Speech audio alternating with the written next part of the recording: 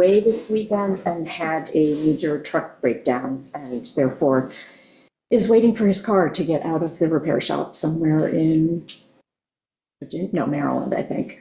So he will reschedule as soon as he gets back. He's hoping he'll be back on the road today. It's disappointing, frankly. He was gonna be here Friday. In fact, he No, he was No, he never never scheduled going to be here Friday. He was away Scheduled Friday. for Monday. Because you guys wanted more time and we switched reader I saw an email that you said that you spoke to Ken and he wants to keep his Friday appointment. Monday. That was last. Yeah, he was never gonna be here on Friday. All right, It was whatever. last. He's not possible where he is to come back. I mean, we're here, the 5 board members are here, the clerk, Shelby, and he's not able to be here. It doesn't can't- sound like it's his choice to not be here. If his truck breaks down and that's his mode of transportation, his truck broke down. I mean, I guess. You know, I don't we'd think have there's him, a what, fly back conspiracy. And then fly back again? Fly back? I mean, he'd have to fly back from where he was in order to get here, and then fly back to get his truck again. Okay, whatever. I just, it just seems, You find this out? He texted me over the week, I think it was either Friday or Saturday, whenever I sent you the email. 2 days ago. Yeah, I sent you all an email as soon as he. Friday at 4 o'clock, yes. 2.5 days ago. Yeah. Okay. I mean, I would be kind and cut him some slack, but that's me. I don't think anybody wants their truck broke down. No, and I had a similar situation when I was bringing Felicity back from college one year, where we had a breakdown on the road, and there we were in North Carolina for a couple extra days. We're not cutting slack, we're just trying to figure out what happened.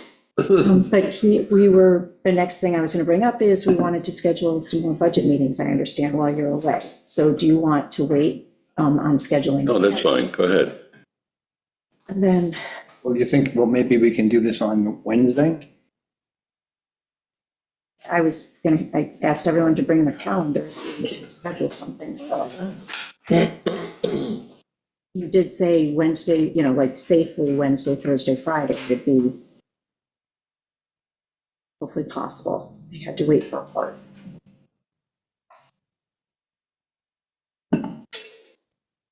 Looking at my calendar to see what I've got going this week. Well, we could do Wednesday afternoon, because Wednesday in the morning at 10, we have an irrigation code meeting, so we could do, 1 to 4.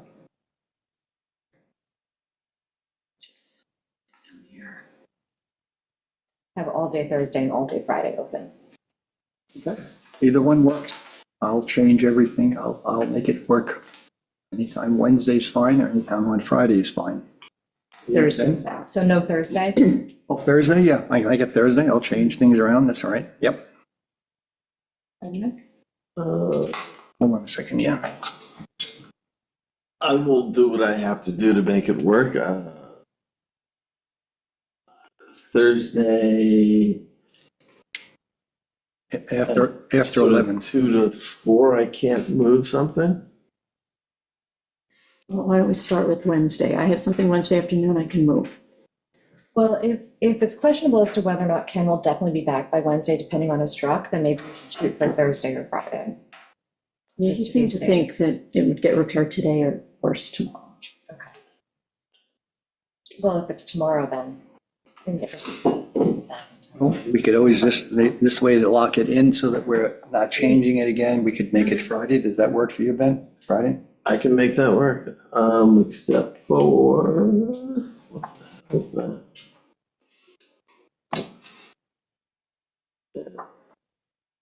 2 to 3, I can't. I've got something I can't move. Other than that, I'm around Friday. Maybe we could do Friday morning. Friday morning, like 9 o'clock? Okay, That work? the 12.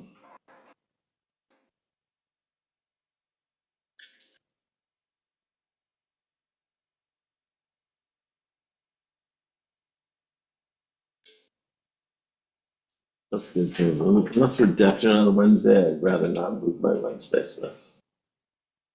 Might as well have him come at 9. And then Amber, I did want to just take a minute to just go over the rest of the calendar, like who's coming in when.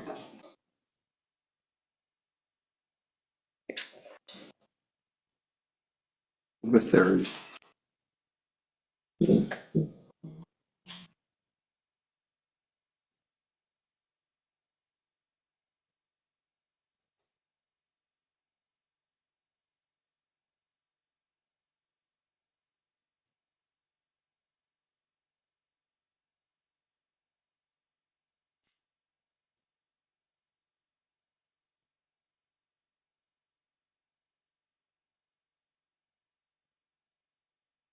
We'll schedule Ken from 9 to 11 on Friday.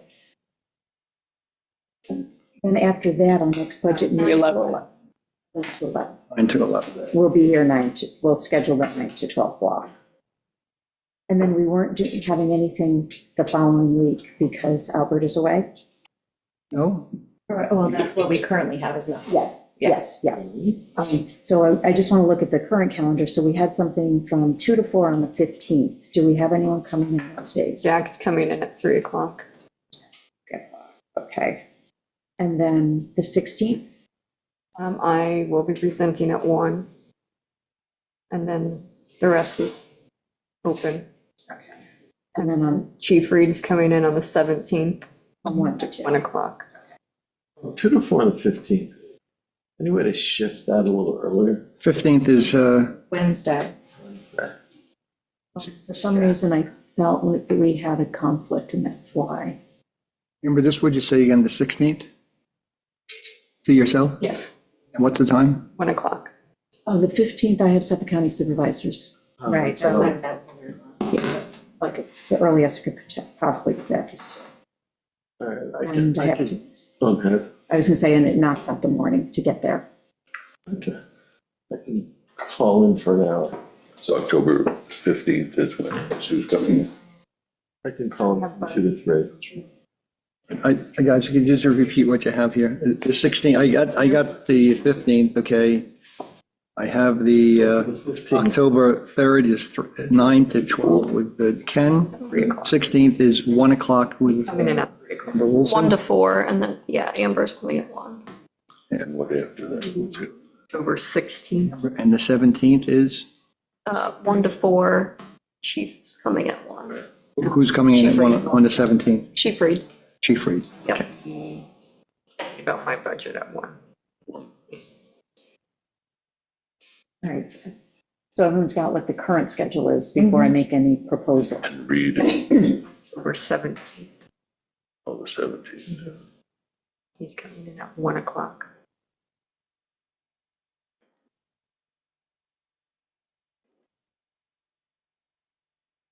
And books for Ken on the 3rd. All right, so that gives us today, we've got Andrew Chapman coming in, and then right now, 4 more budget work sessions. Albert, how do you feel about meeting with, like, we're gonna meet with Ken without you. But if we were able to move Jack, Amber, and PD to next week, like, how do you feel about missing those? Well, no, the He's gonna be here. 15th is. No. Where I'm headed is, I feel like we're not gonna make any headway on this budget until we've gone through all of the department heads, because I'm getting this, we haven't made anything substantive in changes so far. So I feel like if we move up all of the department head meetings, then it's back to us. We've seen everybody, and then we can actually dive in. Yeah, that's fine. If you want to move them up, yeah. Yeah, but then you're not here to, That's all right. I can catch up when I get back. I can watch the meetings. Well, I'm not around next week. you're not around next, oh, okay, so maybe that's why, well, Yeah. all right, so you're away the 6th to the 10th. The 6th, I can't. I have surgery next week, Oh, so okay, I'm pretty much out. okay. I mean, theoretically, I could do Monday morning, but my surgery is Tuesday, recovery and follow-ups Wednesday and Thursday. Yeah. You're not gonna be up to it. Monday morning is a possibility. I could be here. The 6th. Yeah. From 9 to 12, or? Yeah, 9 to 12 works. That is the The 6th, right? Yes. If they don't get the replacement parts, maybe it'll get moved. 9 to 12.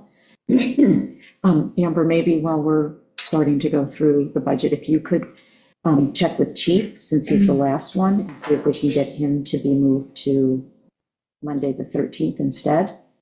Monday, the 13th is We're Columbus closed. Day. We're closed. What was Tuesday, the 14th? Is there a reason we couldn't do that? Capital planning. Yeah, but we could do the afternoon. Don't we No, have work session? no, actually, we don't There's no work because of session. Columbus Day. Huh.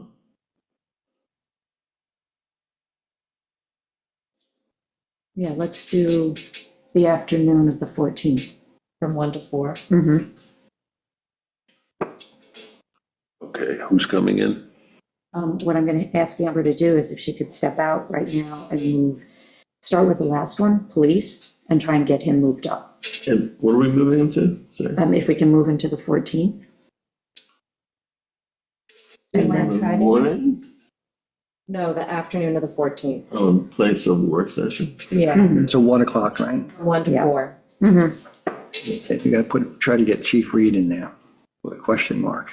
Yeah, see if you can get Chief Reed, then if you wouldn't mind also then following him, so we get you off of the Thursday. And then also Jack. So for the 14th, it's 1 to 4? Yeah. Yes.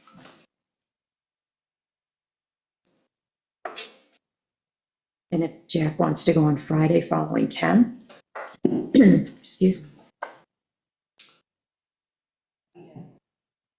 Just so that way we start to leave some budget sessions open where we actually make some decisions. Because, Should we try to schedule something for the week of the 20th? Just so we have extra sessions if we need them already set aside. let me just look at the calendar We here. have to set the public hearing too eventually in that area. That's what I was looking for is.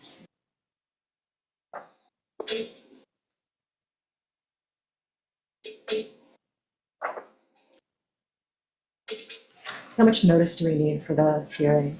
5 days? Okay, I thought it was a shorter window than some of the other requirements. Yeah, so the public hearing has to be no later than November 6th. Yeah.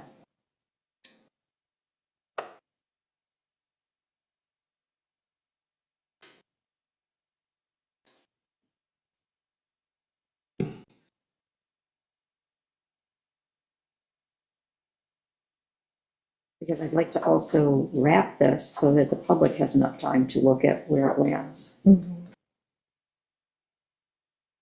That's why I was thinking we might need some meetings the week of the 20th, Mhm. so that we could possibly have the week of the 27th open for the public.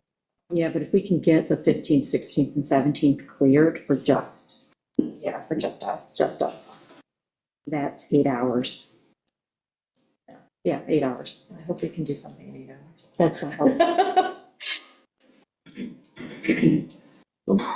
Nice sleeping. All right, so you want Sounds like a good night's sleeping. 14th at 1. If you can get Chief, Jack, and yourself on the 14th, or if you can add maybe Jack or yourself after Ken on Friday, maybe Jack on Friday. Just so that we have those 3 sessions open. Wednesday the 15th, it says 2 to 4. Is that right? Because I have the Suffolk Because you County have Suffolk County, supervisors, yeah, up in Smithtown. I can dial in from 2 to 4.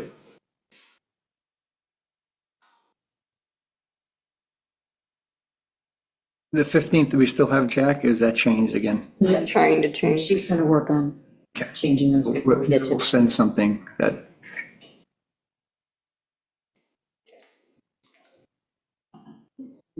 Because we've only got basically an hour then, why don't we just cancel the 15th?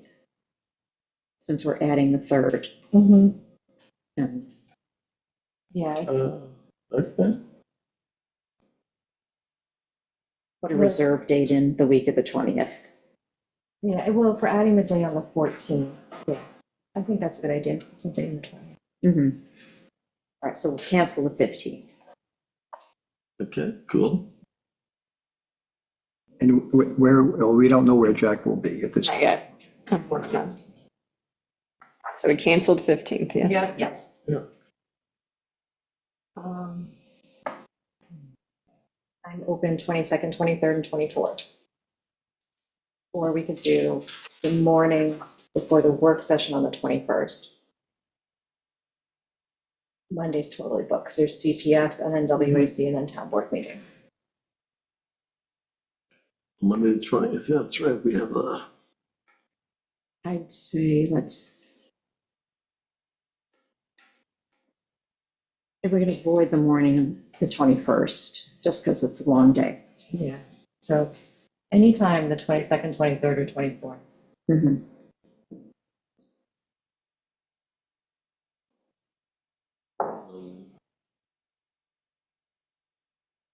Wednesday's our best day, so.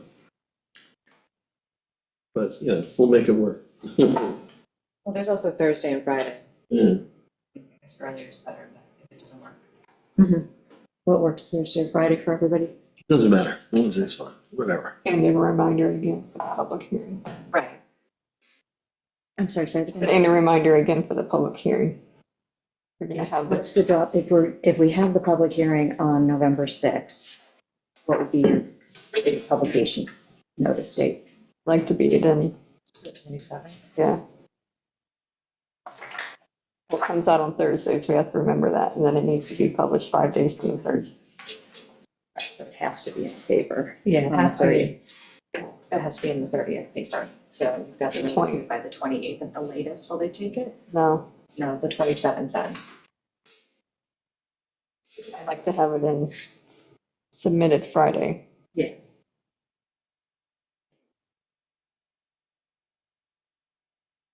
The 24th, that's what you're talking about. I like to submit it. Yeah. The deadline's Monday technically, but But you want to make sure it's in there. Yeah. Yeah, exactly. All right, so the 22nd. 9 to 1, 9 to 12.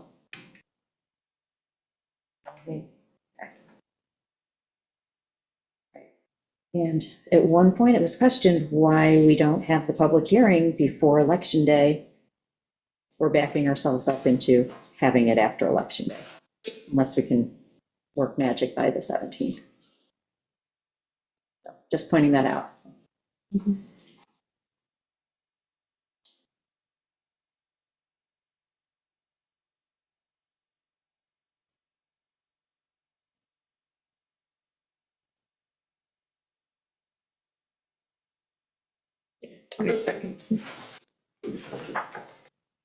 Twenty-second, it's 9 to 12. Yeah, so we do have a work session on the 6th.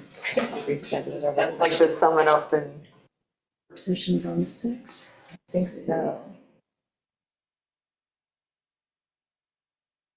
Was it, I think, was that a work session or that was the public hearing? Like in November? Yeah.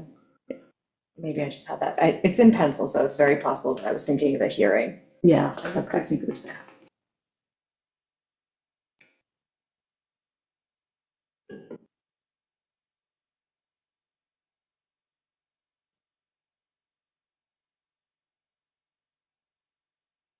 And the final audit will be prepared by what date? For 2024. I just have to finish up with the last of my review. Sorry? I just have to finish up with the last of the review. That I've will, got some comments to give to the editors. Adjustments. that'll be done before the public. Oh, definitely. Yeah, I'm hoping by the end of this week, barring any more pharmacy People are- co-ops or Yeah. need to defend my fund balance recommendation, so.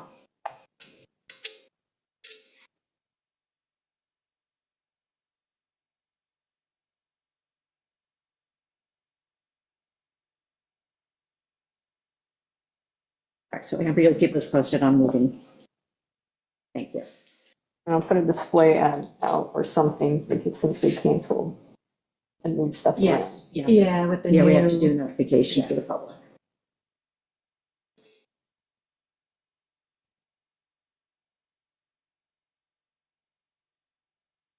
Um,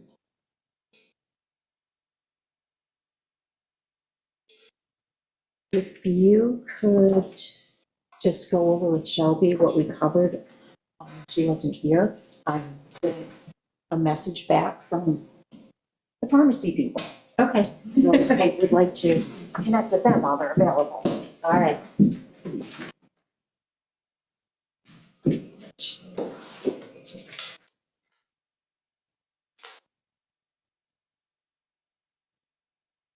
Shelby, what was the last topic you were here for? Which section? Do you remember? Yes, it was seniors. And Joe came in. Okay. So then we did, Did assessors to make changes to the assessment.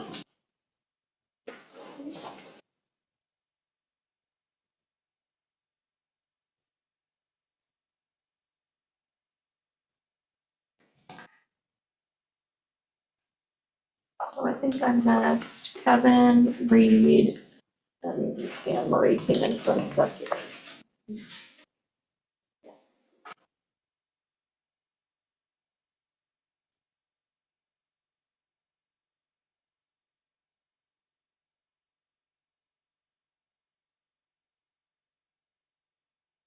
Luckily, there was no changes with Kevin. yeah, there were no changes with Kevin. Reed came in and talked about some staffing needs, but there were no real changes to his budget made either at this time. It's number changes yet. Right, no number changes yet. And no changes with Joe's either. Right. Some of the questions, let's see. The assessors, there were some questions about vehicle maintenance, you know, because we're gonna have to switch tires on the cars that are shared between building department and the assessor. So we were just trying to figure out how to allot that and whose budget it should go into, or, you know, if it should be in highway. I don't know who does. That was just one of the questions. I don't know historically how we've done it for the shared vehicles.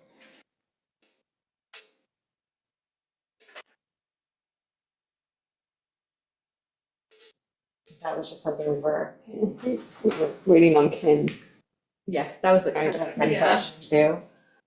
Which one? Because I was wondering if we had a state contract for buying tires, or if we, you know, got them from market rate or whatever. So that's kind of a Ken question. I wouldn't expect you to do that. Oops. Assessment board review, we made no changes. The assessors, we talked a little bit about possibly modifying their education budget. But we haven't made any changes yet. So that when we go back and do a work through, we might modify some things.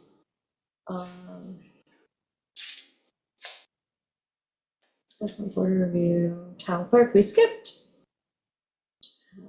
Attorney, oh, for the.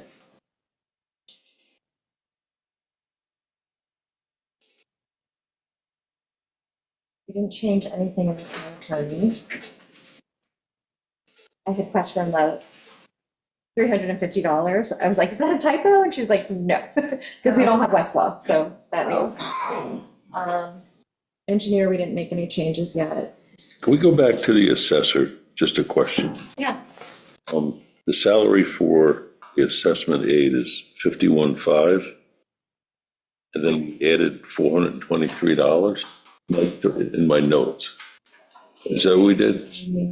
So the assessment aid is now 51,930. And why was that added to 423? Just looking at it now, I don't remember why we added that. To the aid, or To the aide, yes. Well, we took it down. right. We cut it because it was 52.8. Brought it down to 930. 51,930. But that's because the current assessment aide is moving to the full-time assessor position. So we're going to be hiring a new person for that. So I don't remember why the modification was made at the moment, actually. I mean, that can be modified later, can it? Yeah, Yeah. well, so- we're going to go over all the salaries All right. at one time later, so that's.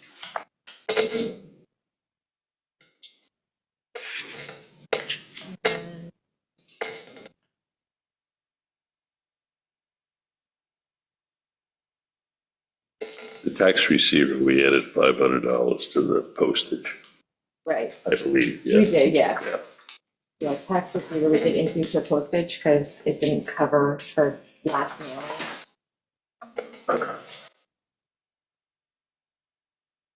3,800 Um, or 30. no, you know what, we took it to the ask, the 35. 35, okay. Yeah. Yeah, I have that sheet.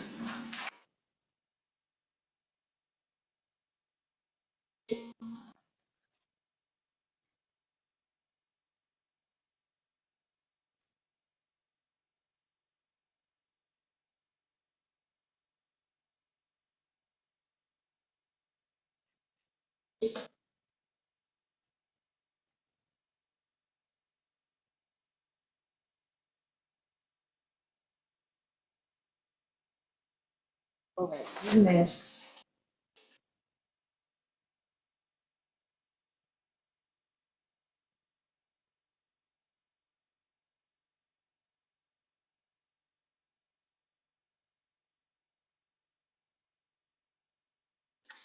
Six, seven, 17.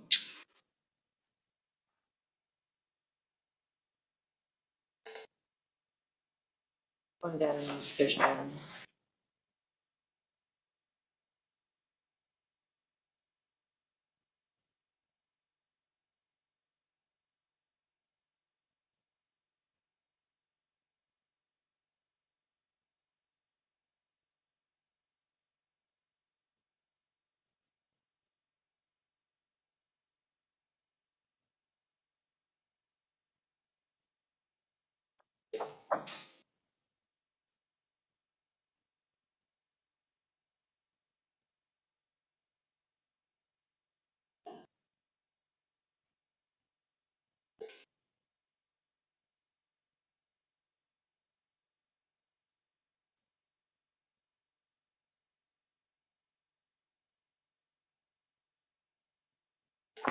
The only thing I have for nutrition is that the maintenance, we talked about possibly lowering the maintenance. But, I have those as like questions you guys are gonna ask Amber. yeah, Maintenance and the van maintenance and fuel, like Right. why she cut that, yeah. unless she was anticipating the Where it's at. ramp. Okay.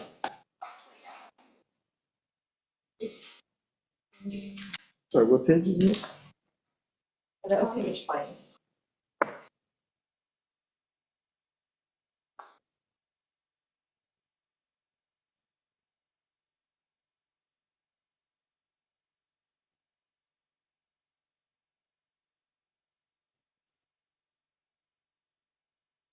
So then you were here for, Mhm.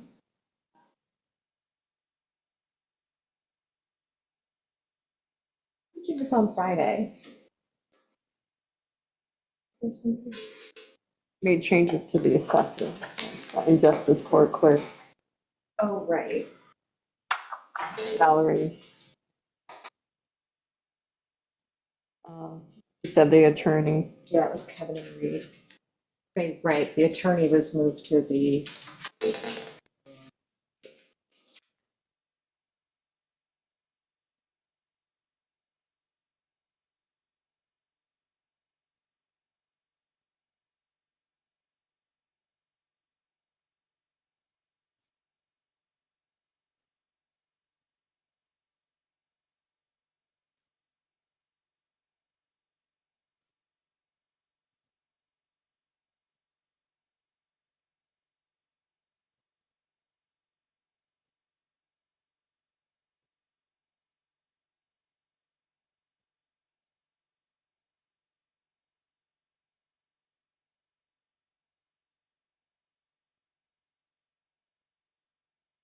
Yeah, we didn't make a lot of changes. It was more just understanding what people's budgets were and why they were what they were. Um,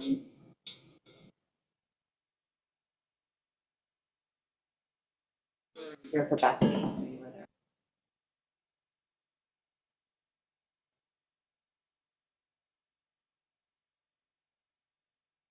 I think the shopping assistance program is gonna come in very handy with the pharmacy.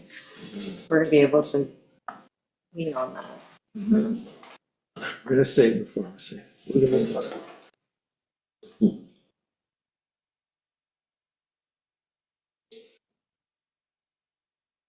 So assessment aid decreased to 51,930. Salary spreadsheet.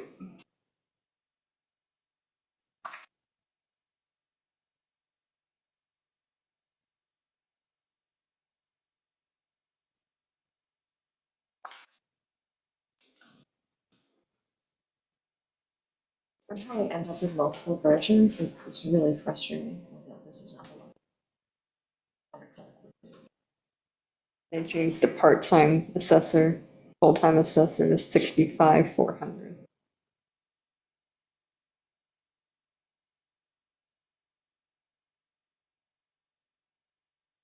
It's because she's moving full-time and then when you hire The you. rest of the year and then. Exactly. Same thing how she did with Justice Court, it even Right. it out. And then we received correspondence about that we're gonna have to look into.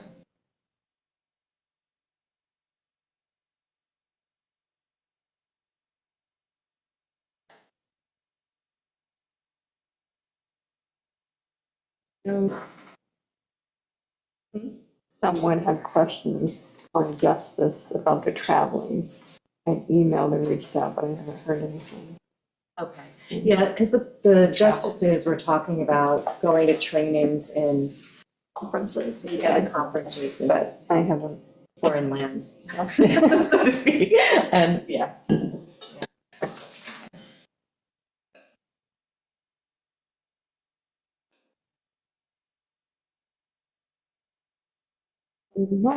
There's nothing changed in building departments yet. No. It's more just discussion and question for Ken.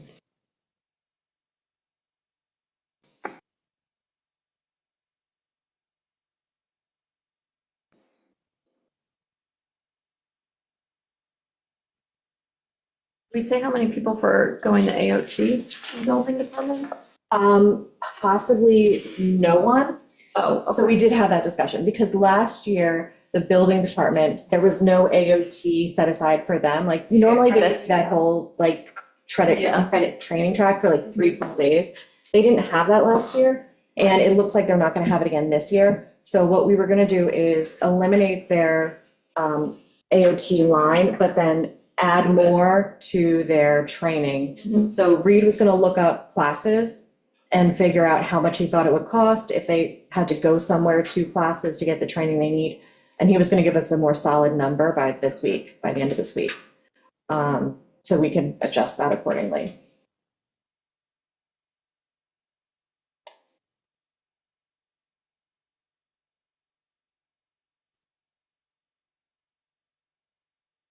So I think at some point, we're gonna have to sit down and just go over exactly who would benefit from AOT.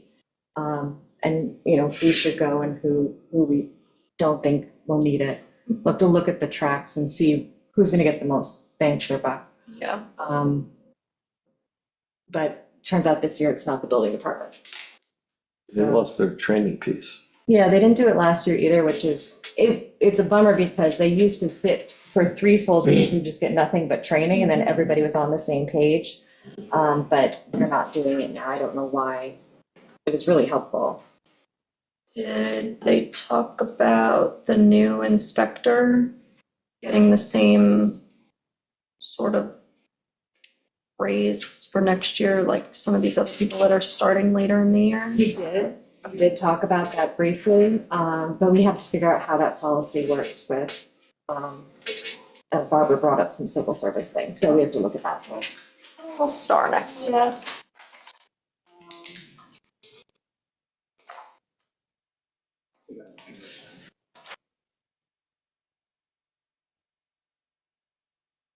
I also had a question about the phone for the new hire, if he was getting the phone or if we were doing something with that.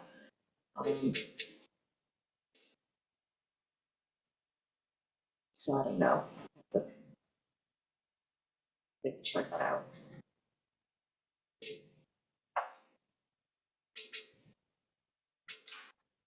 We kept the fire marshal the same. There were no changes there.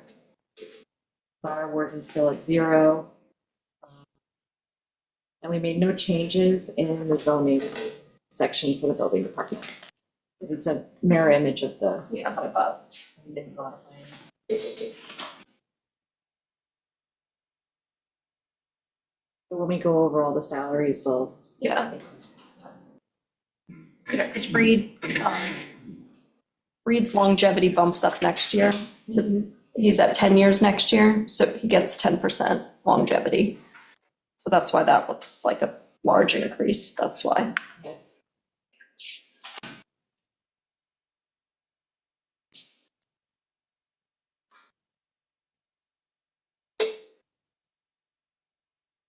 So, I mean, that's really all we touched on. Evans was all the same. Evans was- It was the same. Yeah, nothing changed in the IT budget.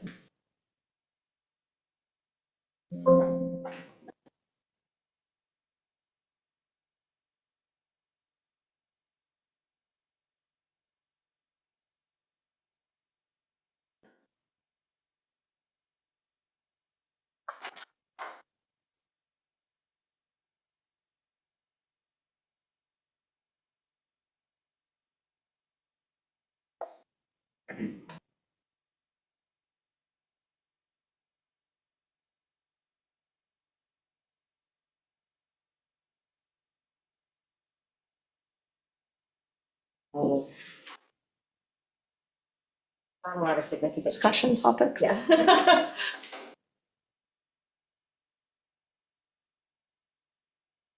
We went over the town board buildings. We didn't make any changes or modifications, but we came to the conclusion that that's mostly just what it takes to run the buildings, like electric, fuel, some of those basic, like the just basic telephone, and then the repairs and maintenance. We weren't sure what went into that line. Do you know? Because that seems to fluctuate year to year. Yeah, and it's weird because some buildings have their own.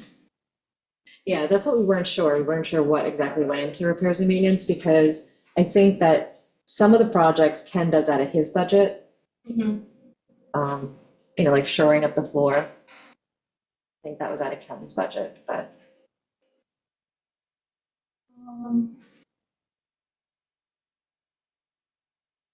Looks like it's like garbage removal, Suffolk security, but like for town hall, right. like this area, like the Cozy's building department propane.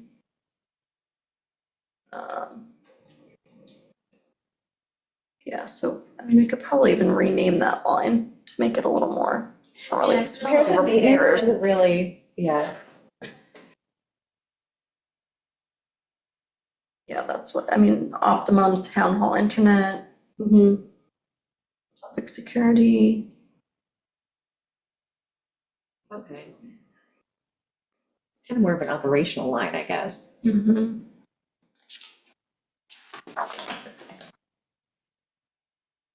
So what is the variable in that one? Because it keeps fluctuating. Yeah, I don't know, maybe we should ask like Rob that question, to be honest, because Yeah, because if it's mostly, I don't really see. if it's mostly subscription-based things, like our trash pickup's gonna be the same, the optimum bill should be consistent. Water delivery, Yeah, The water, I know some places Like switched town to hall. vendors. yeah, So we were using Ready Refresh and it went to Staples to right. cut back on money, which is working Yeah. great. And PSEG went up. Right. PSCNG did go up. They modified their rate structure. Okay. yeah, it almost seems like it's town hall building and like assessor's office, anything that's like Really. Suffolk security, pest control, water, like not in its own separate line, it goes into that line. Okay, It's like, the catch-all, it's the junk drawer of the yeah.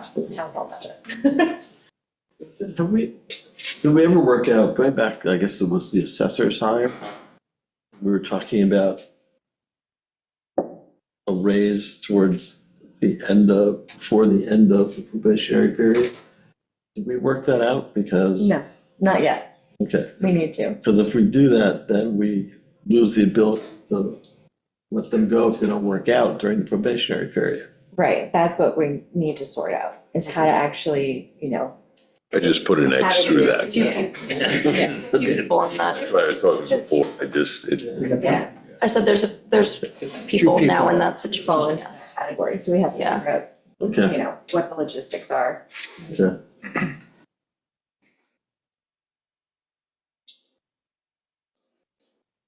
Got it.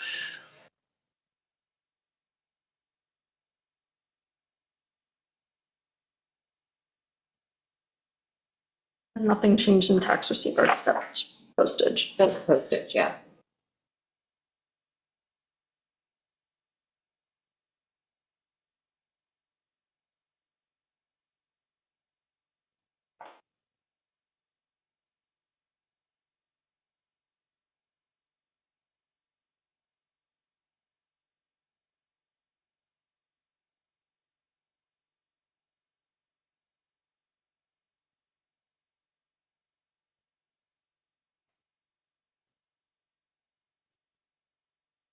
I think that's what all the topics that we had.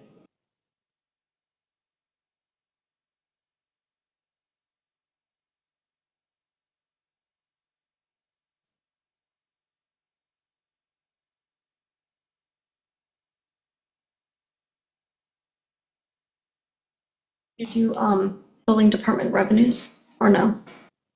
We did, actually, we looked at building department revenue. Anything changed there? Or He's gonna come back with another number with us, because he only, did? Yeah, I think we thought he might have made a mistake on his math or something, but, he's gonna come back with a number. We didn't really change anything yet. He's just gonna do some research and get back to us.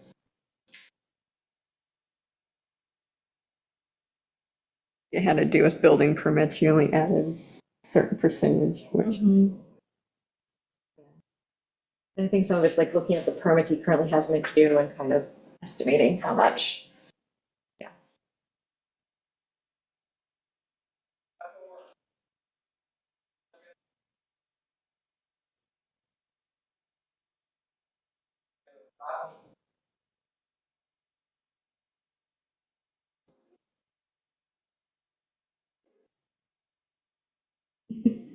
These are to like elevate it a little bit. Yeah, it's, You get like a high level for people. maybe just put it on a chair. Okay, great. Thanks for coming in. Okay, thank you very Thank you, have a great day. Yeah, and I don't think there were revenues attached to any of the other ones that we went over. Yeah, only tax receiver. Yeah, That's pretty. the collections went up after re-implementing the reminder notices, so that was it's a plus. Yeah.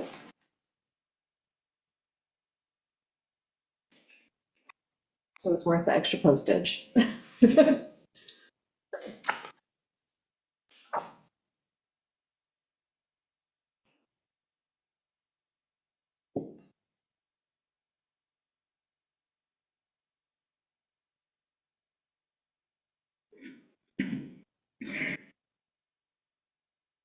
Yeah, I think we lowered tax receiver revenue a little bit because when Anne Marie does her proposal for like the tax penalties and interest, she does the total of what she collects from it.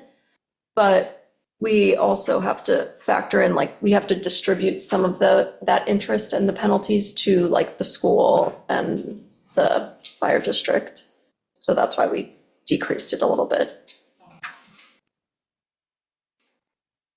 And the county, I think the county gets a little bit also. And then the pilot payment, we just do 2% because they don't pay more than 2%, they being PSEG.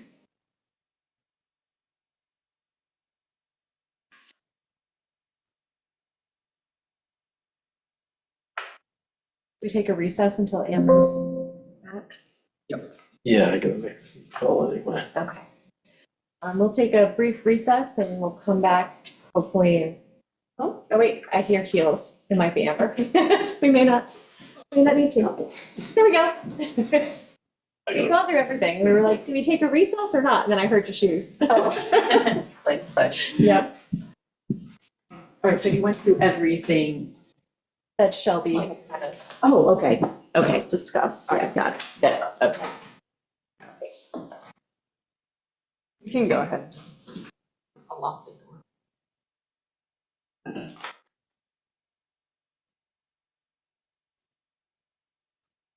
What you say? Yeah. So that's something that, it's just like required by the state to be funded. Just- Yeah. The exemption report. Oh.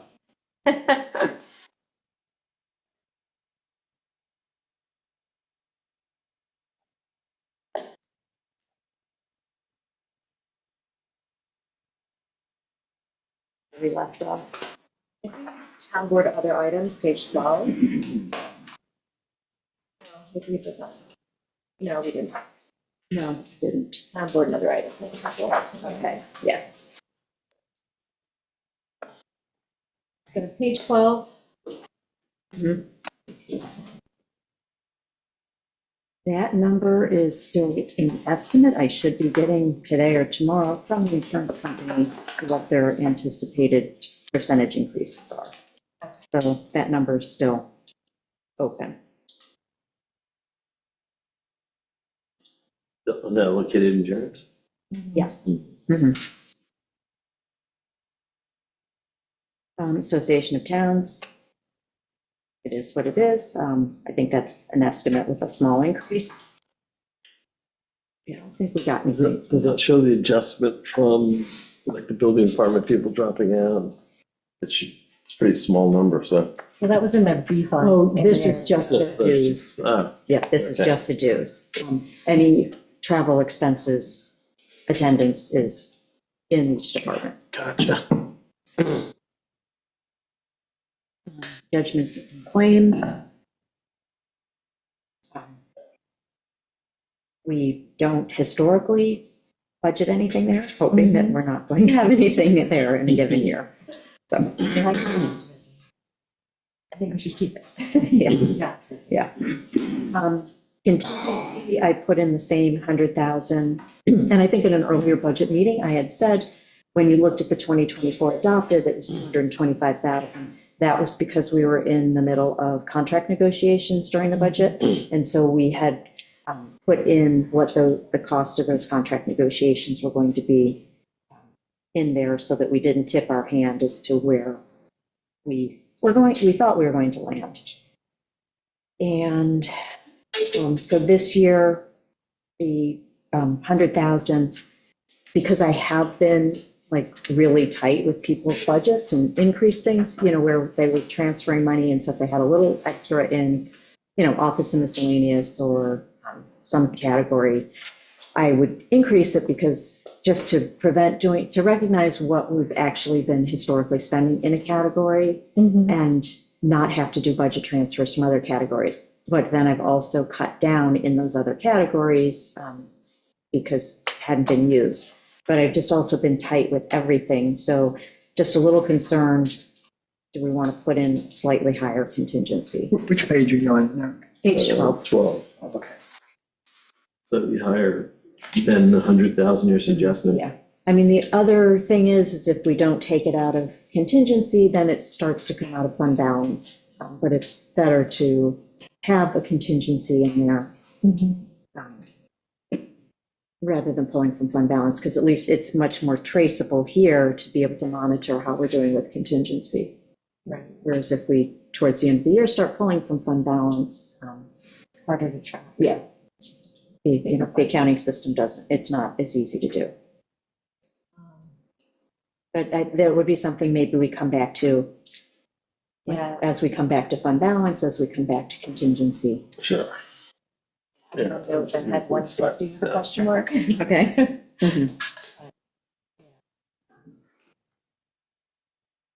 The last time, did you want to say something? No, I think, I don't think we resolved this one on page 5, the professional services, because you didn't have a breakdown of that at the time. Yeah, we did. Did we? Yeah, Okay. that was given to you.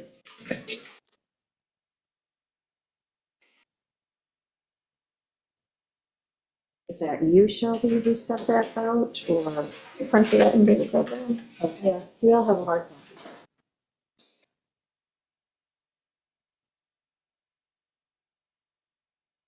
You could, I sent that to you, right? No, but I just scanned it this morning, so we can. You can bump it to the top board again. And also just double check, Post it or yeah, it should have been posted, do that right now? yeah.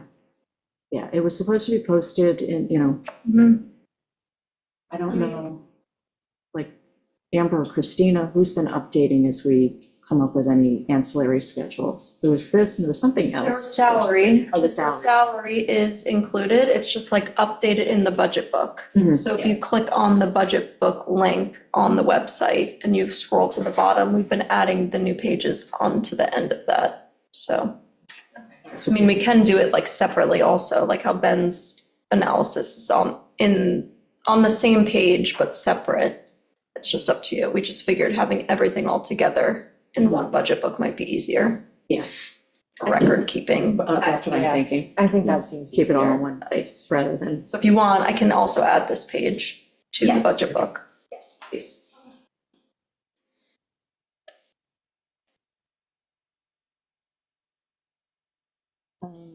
So the last item on page 12 was the MTA tax, which is going to zero.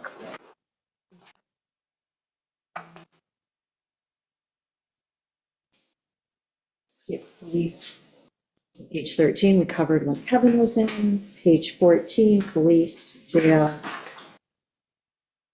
Have you gotten any word back on rescheduling any of them? Yes. She doesn't like it. We're working it out. Animal control, we can skip because that's cheap. May not like it, but quote Melanie, whatever her name is on Facebook, Instagram, I do not care. Or we do not care. Health and Wellness Committee. All right, health and wellness. Yeah, I think the two liaisons, we had a discussion about budget when you last met with Health and Wellness. Yeah, health and wellness is requesting that their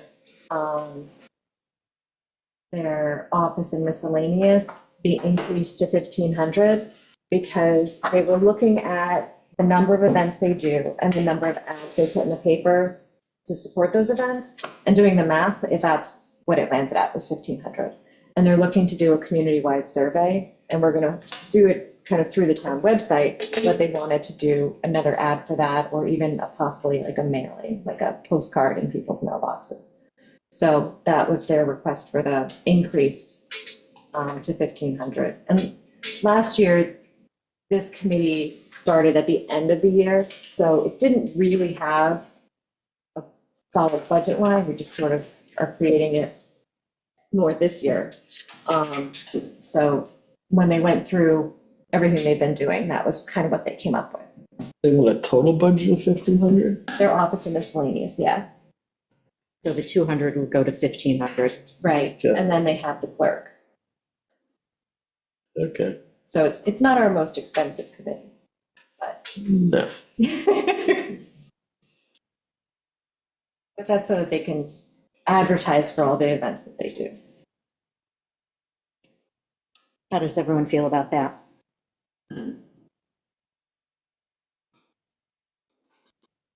because this year, some of the members of the committee paid for ads themselves.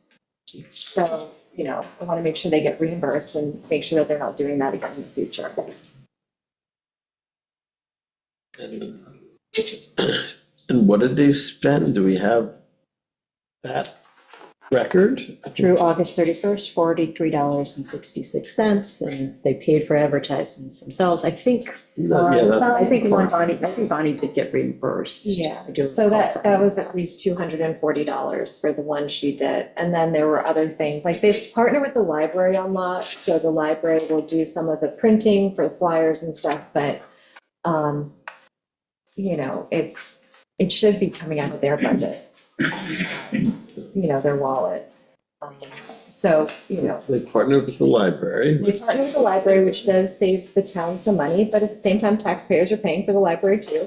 So, you know, it's Leave it over all there. the same. Well, no, I mean, the ads in the newspaper should be coming out of their budget. And we have a known expense of $240 by For the ad. member. Yeah. I'm trying to get to 1,500. Oh, so they do 4 events, which require 4 advertisements. Like Bonnie's the only one who said I paid for the ad. So I don't know who paid for other ads. I don't know how they got paid for. But there's 4 ads for the big events that they do.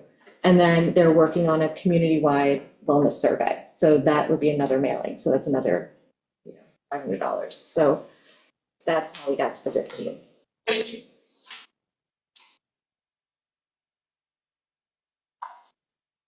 And then printing flyers, things like that.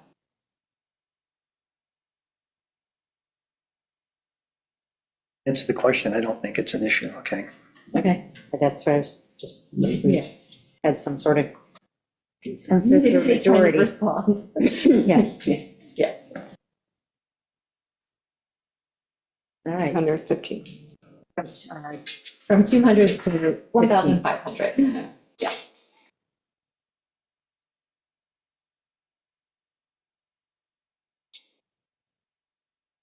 Town social worker.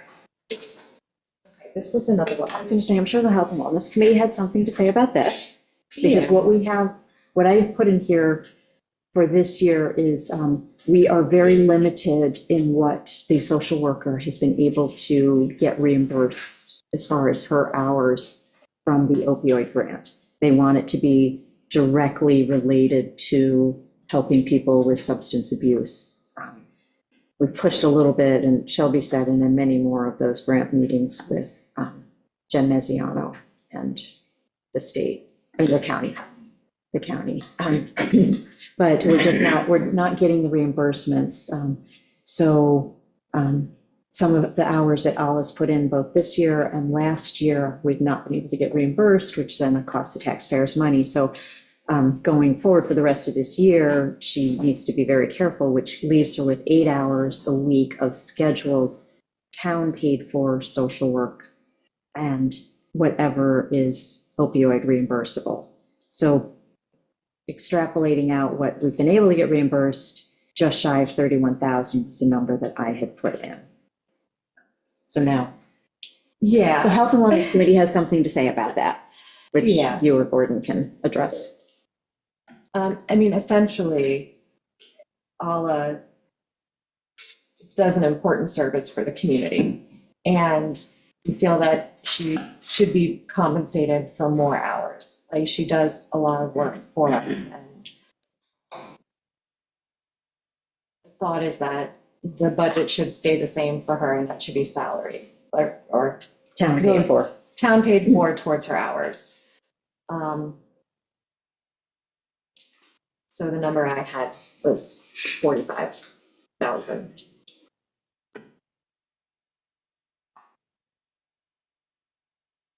My take on it was that, like, as much as, like, it is needed, I was taking a hard stance that this year was not the year for an increase. I would argue that because this year is going to be so challenging for so many people, they're actually going to need her services and resources more than previous years. So I'm going to say this is money well spent. That's my take on it. I mean, if it's going to be a hard budget year for everybody, people are going to need her help to tap into services. an aide. So I don't think cutting her this year is the right year to do that. But that's. What is the liaison position? So that is clinical supervision for Ala. So legally, it's a requirement of her position is to have a social worker that she then can speak to and get guidance from. So that's something that we cover as part of her hiring. It's a That's an ongoing requirement. Yes.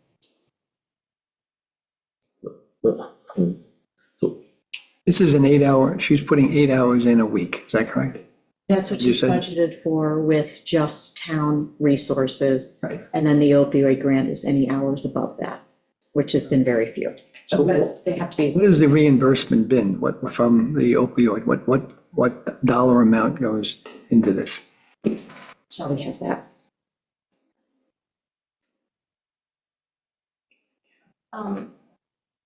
Nothing yet for this year, just because we haven't submitted anything yet. Because we still have, we were waiting until the wellness retreat happens, because I'm sure we're gonna get reimbursed for a lot of her hours that she's put into planning this wellness retreat that's happening at Camp Quinnipiac. Right.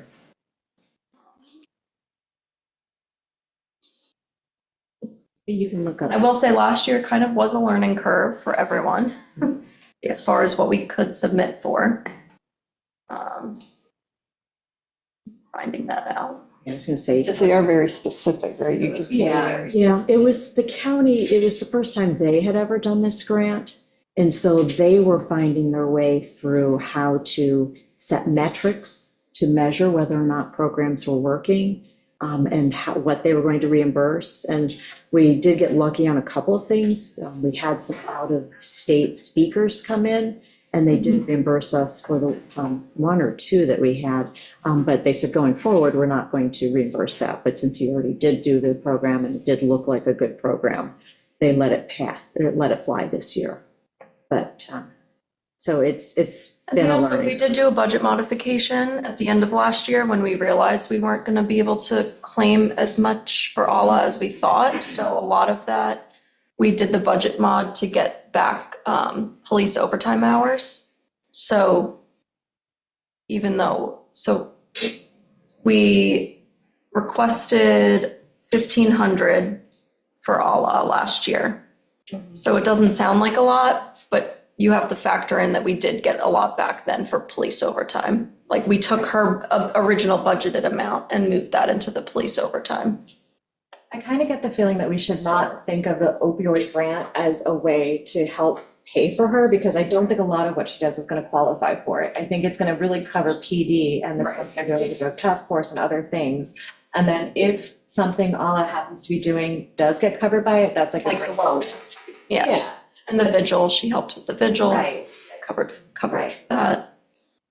But I do think that this is something that, we need to give value to and recognize that there is a need for it in the community. So, I think we just need to make it a solid budget line and not try to depend on a grant that's fickle at best.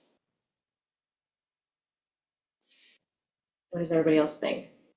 And again, her job is she's not doing she's not doing therapy, she's basically steering or steering people to different organizations, right? Right, organizations and services and helping them sign up for things and benefits and, Kind of like a resource coordinator. right. And it looks like this year, okay,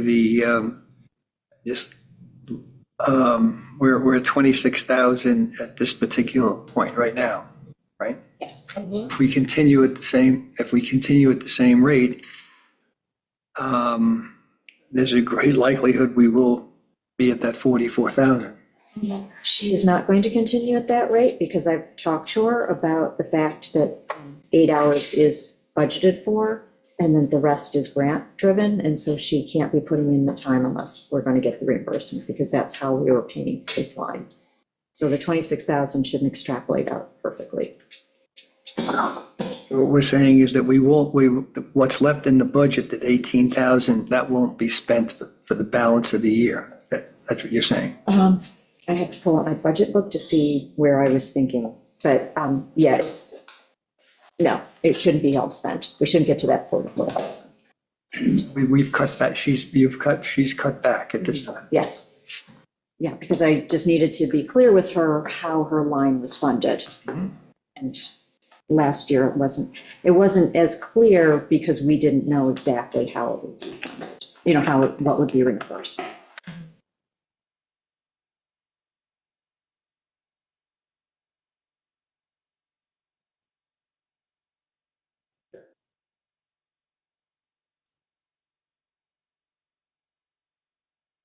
But barring what this year is, how do you feel all about next year?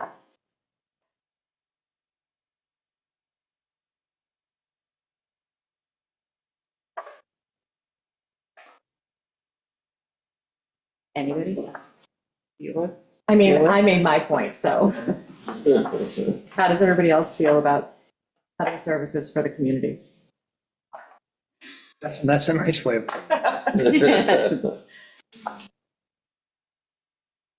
Well, if you've cut her, if what you're saying is correct, Amber, and we're not going to be, so this particular year, we will, we already got 26,000 in, but that was because she was not really conforming to what her job description was. Is that what you're saying to me? Yes, and that became apparent during the course of this year as we've been working with Suffolk County to understand what they will and will not accept, so. Not that she wasn't within her job description, it's that the opioid grant wasn't covering things we thought it would. Yeah, just wanted to clarify that. Yeah. She's providing a service that's needed. Right, yeah. And Yeah, I think, and she was focused on she had 16 hours a week, so if some of it was opioid, if some of it was, the extra 8 hours was going into other categories, she was fulfilling a need.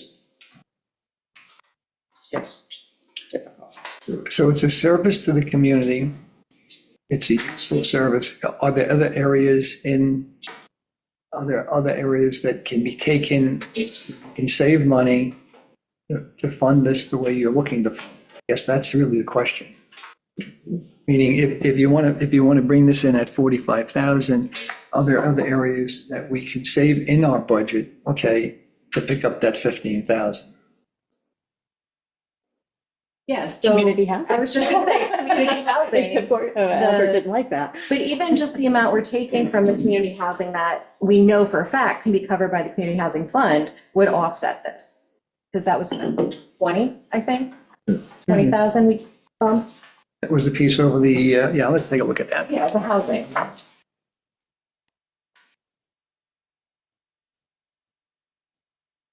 It's on page 23. And I thought we weren't going to look at trade-offs like that. No, I mean, we shouldn't. We should look at the entire budget and look at what's legitimately cuttable. But just to answer this question, the legal there is 15,000, and that's directly related to the RFQ. So that right there can be paid out of the housing fund. That was already the plan. And that, is that all? Well, then Yeah, what what was was it? the consulting, the 30,000 for consulting, page 23? That was CBG, right? Yeah, so consulting, the legal for site plan was going to come out of the community housing fund. And the consulting was coming from CDBG, so it's just the legal services of 15,000 plus the 2,000 for advertising and communications. Right, the legal for site plan was 20,000, and that's coming out of community housing, right?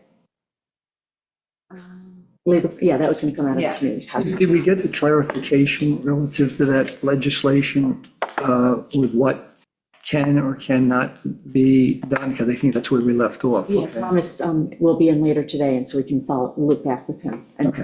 see if he had got to that. I think maybe we just hold off until we see where that's coming from. I guess the other way of looking at it is there anything else in the community services that we provide that, whether it be a trip or something else that could offset this so you could have your full amount in the social services? Also put some. Yeah. Then I'd want to bring Kelly back in to ask her which services she thinks we should, Yeah, but a lot of those are covered by grants. Well, I was gonna say, Right, it you needs need to us know, right. to be sure that we're not cutting Yeah. something, So like, that, it would truly be like fewer senior lunch, get-togethers over the community center. which then still doesn't make sense to me. Well, yeah, I was gonna say, I mean, there's not a lot There aren't a ton of senior events that, or expensive ones Yeah. either. there aren't a lot of senior programs that are sort of offset by grants. Like the nutrition program is, Could we leave this on the table until Kelly, maybe Kelly comes back to see what there might be?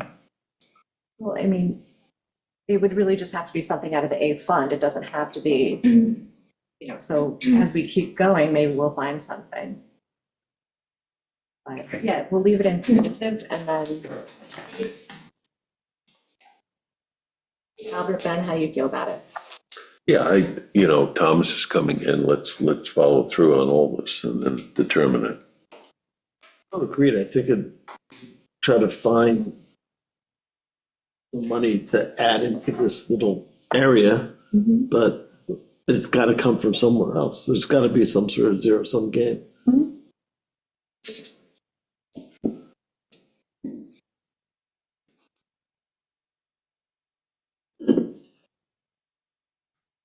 So Amber, while you were out of the room, Kelly gets back tomorrow.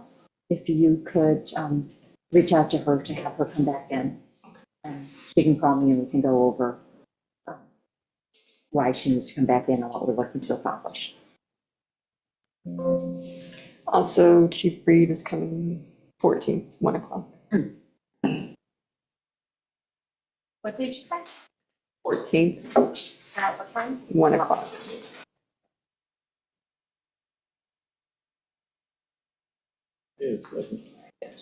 Oh, yeah. It's, Who is this then? Chief Reed at 1 o'clock on the 14th. it's 15th that we held.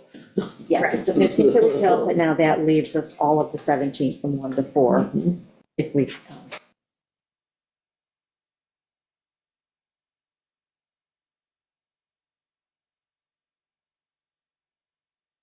The discussion over salaries will take back when Albert is back. Is that what we're going to try to do?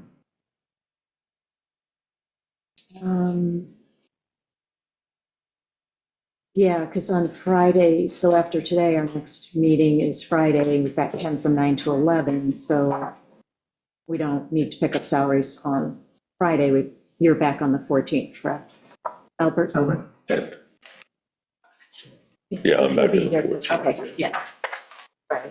Yeah, I mean, 'cause we can't do anything next week, It's the 14th. the week of the 6th, because both Ben and Albert are out. Mhm. So that doesn't make sense to do.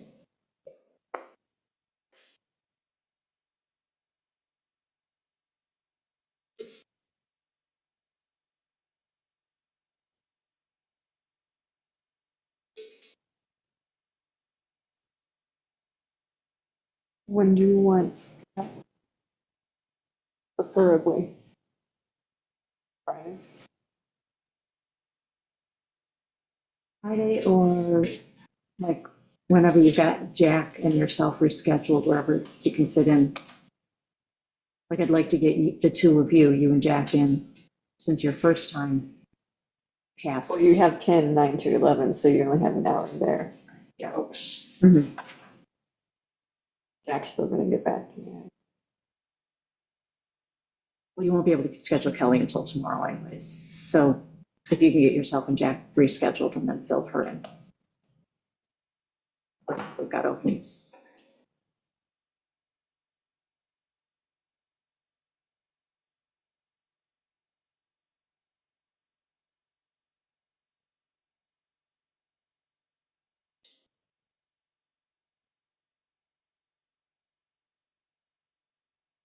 All right, so then town social worker, we're leaving it open on hold. Salary, social worker liaison, that's what it is. And Right. office and miscellaneous.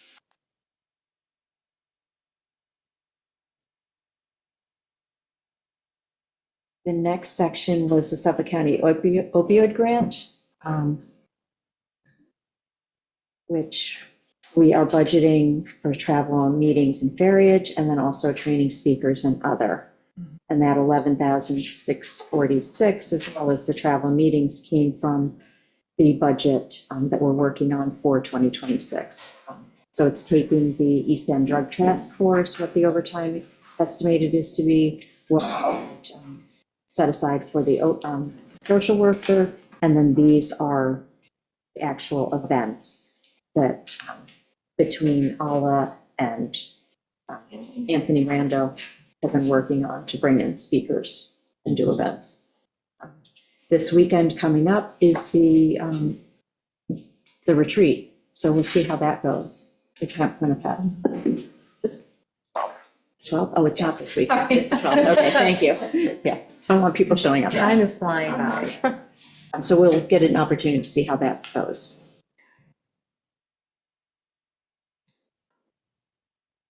That's all grant funded. Yeah, that's all grant funded, so, We'll skip EMS, waiting for Jack. yep. Medical center. So medical center, We cut Doc Potter.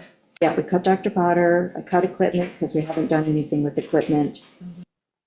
The repairs and maintenance, there's just a little bit that we as landlords are responsible for, and then the electricity and the fuel estimates as to where that would be for 2026. There is a portion that does get reimbursed by Stony Brook Southampton, so that shows up in the revenue section.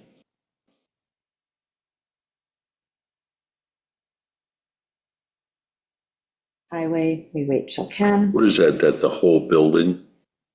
No. That represents the whole building, or just Represents the whole building. whole building, so Yes. Stony Brook is paying for a portion, okay. Yes. Yes. So, yeah, it gets prorated between the square footage of the 3 different offices. Dr. Pelt has a lease for, is it $1 a year or is he $0 a year? I think $1 a year. And that's it. This is only contribution.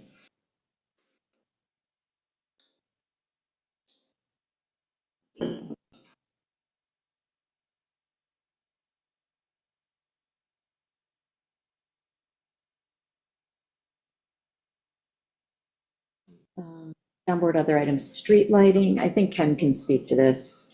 I may have wanted to cut it initially, but then in talking to him, he knew what needed to be And covered. what is it, just repair and maintenance of the Yeah, lights that we of have? these Yep, lights We right got, we here. have lights down here. We have some lights on Shore Road, down by Crescent Beach.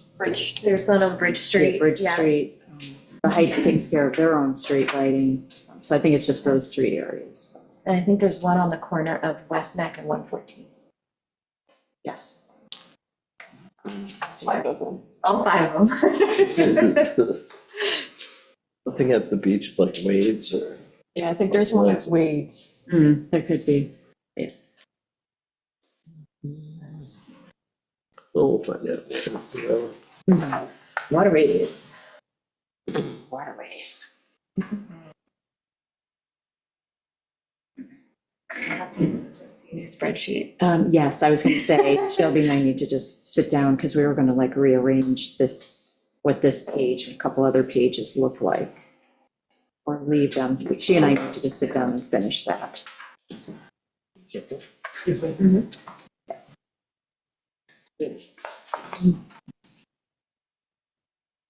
Let's give ourselves, like, once you've got the other schedule, Amber, then let Shelby and I know. Okay. And let Shelby and I know when we do WMAC, waterways, not WMAC, waterways. And we'll do a formal presentation spreadsheet. But a drop dead date would be good. So we'll skip that one for now then.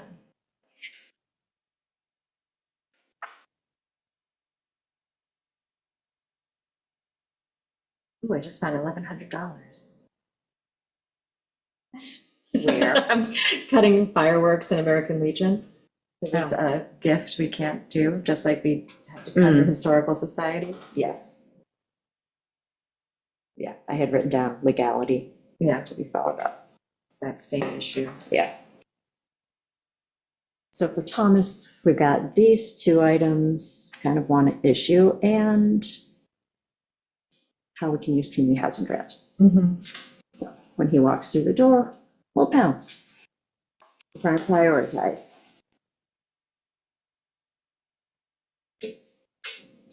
So for town board and other items, the next one down on page 19. The ferry study grant, we're done with that? Mitigation. That, yes, yes, they should be Ferry flood mitigation. either late October, early November, presenting that report to us. Okay. And hopefully we will finish that. If for some reason it doesn't get completely closed out in 2026, then we will roll that in, but we'll have an offset between the grant monies coming in for reimbursement and this line. So it has no effect on the budget. Okay. So then my next question is ferry study clerk. Was that for the management of the grant? Will we eliminate that line, or is that No, for that, that's- ferry study group? That's for the ferry study group. Okay. And even this year with both ferries coming up to us for rate increases, I believe Christina just covered it for us within her duties. So Okay. yeah, we probably can take that one out. Just, Yeah, because it looks like it hasn't been used in the last few years. yeah, But and it's been just, sitting in there. she just covered it within her 40 hours during the week and didn't put in for overtime. Okay. So that's basically what it would be for, is if we needed to, cover overtime, that would be. And then office and miscellaneous. We haven't used that one. Well, we used a little bit, but. Yes, some advertising. Right. So we had to advertise that those public information sessions were there. So that's why I kept money in there, is just in case there's another increase request next year. Do we anticipate back-to-back requests? Not usually, but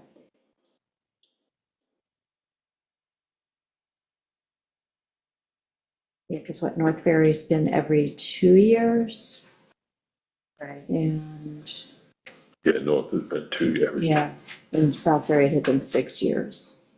So I guess we could take it out for this year.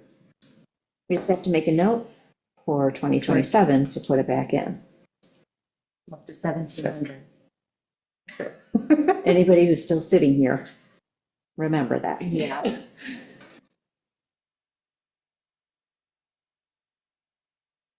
The next one, cast funds from the CDBG grant, 5,000. That's just a wash That's, through. yeah, that's an in and an out.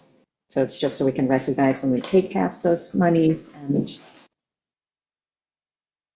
it's reflected in the revenues.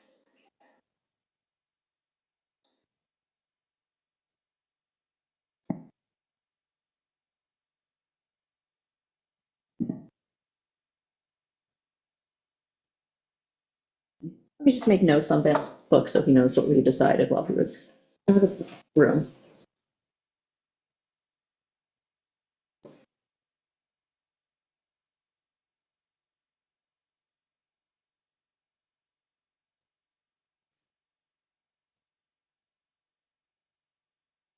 So nutrition, Kelly had been in last week. Yeah, so one of the questions I had for maintenance was, can it go lower? But, I see in the past, we've had higher expenses. I wasn't sure what was going right into the maintenance costs for nutrition. And if with the church doing all their maintenance, if we wouldn't have, Less because there's, right, so just see. Details of what's in there again.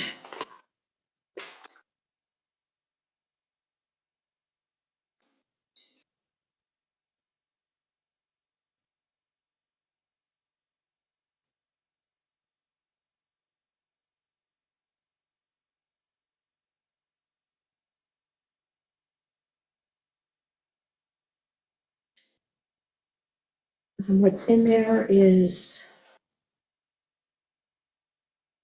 nitrate testing on the system over there, garbage removal.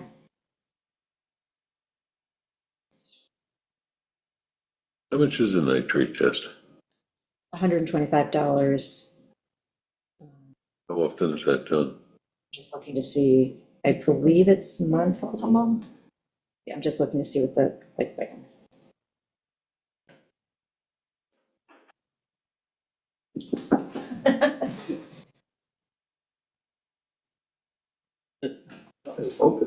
it is, but you have to click the handle before it actually stays open. I didn't, my bad, I didn't.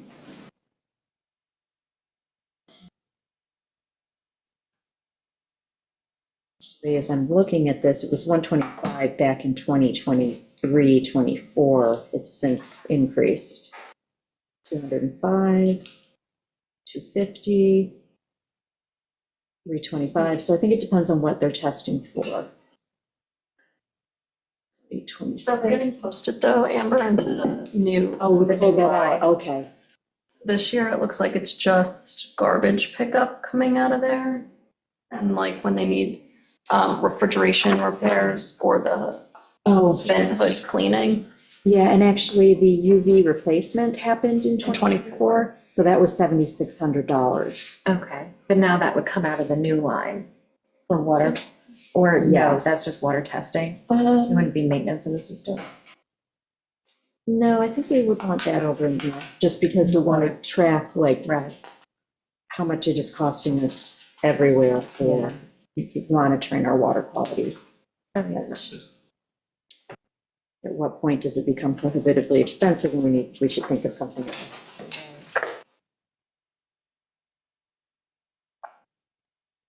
Where is the line item for the tank pumpage? The removal of the waste that goes into the holding tank?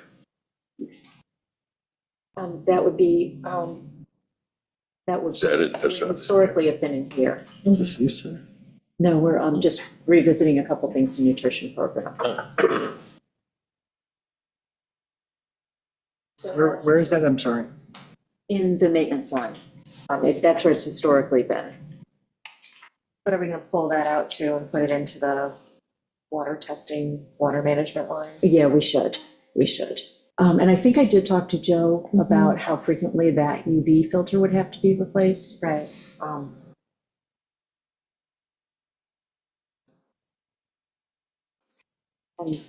And the pumping out. Some of the other things in 2025 in that line is the nutrition program. We had to repair one of the refrigerators that's ours. Annual hood exhaust cleaning.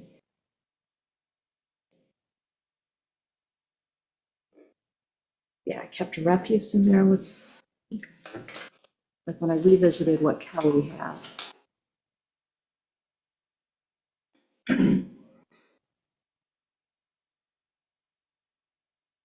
Yeah, I mean, because it's, your number is a little lower than what Kelly had put in. I was just wondering if. I think she didn't realize about pulling out the water testing.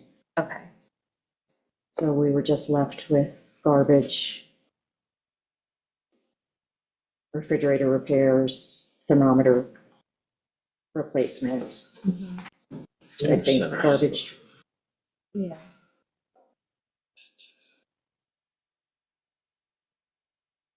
What about the rent? I know that there's, church was planning, fellowship hall was planning on renovating the kitchen. When is that? Do we know when that might take place or? It's moving along. We're almost there. I have to review what, I think that they just got the health department, but I have to double check if there was a modification that was going to be going back in. But as soon as Ellen knows the timing of that, most likely in January, we had reduced the rent in 2025 in anticipation of it happening this year. But obviously it hasn't happened yet this year. So if it doesn't happen until January, we're going to be under budget in 2025 and need to do a transfer from contingency. My number here, I modified what Kelly had from the 48,000 to 45,100, presuming that we would go down in rent where we wouldn't be able to use the kitchen. We'd just have access to the pantry and storage. Where the program's going to get relocated to, we don't know until we know when it's going to happen, because depending on timing, maybe it'll be Camp Quinnipiac if they're not, if they're closed for the season. Maybe it'll be one of the firehouses. If it's happening later when Camp Quinnipiac is in operation, we can't run it from there.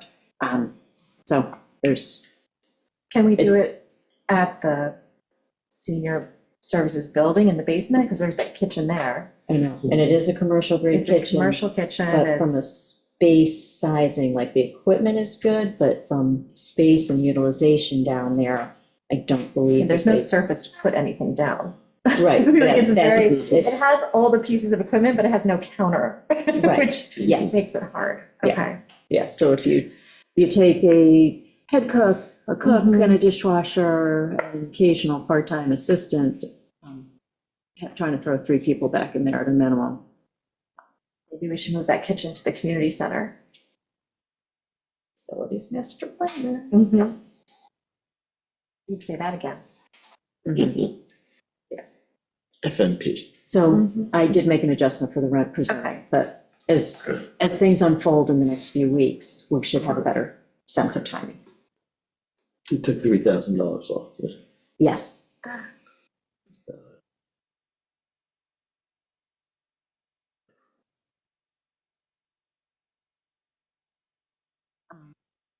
So, yeah, nutrition program, I mean, we do get money in from the county on that.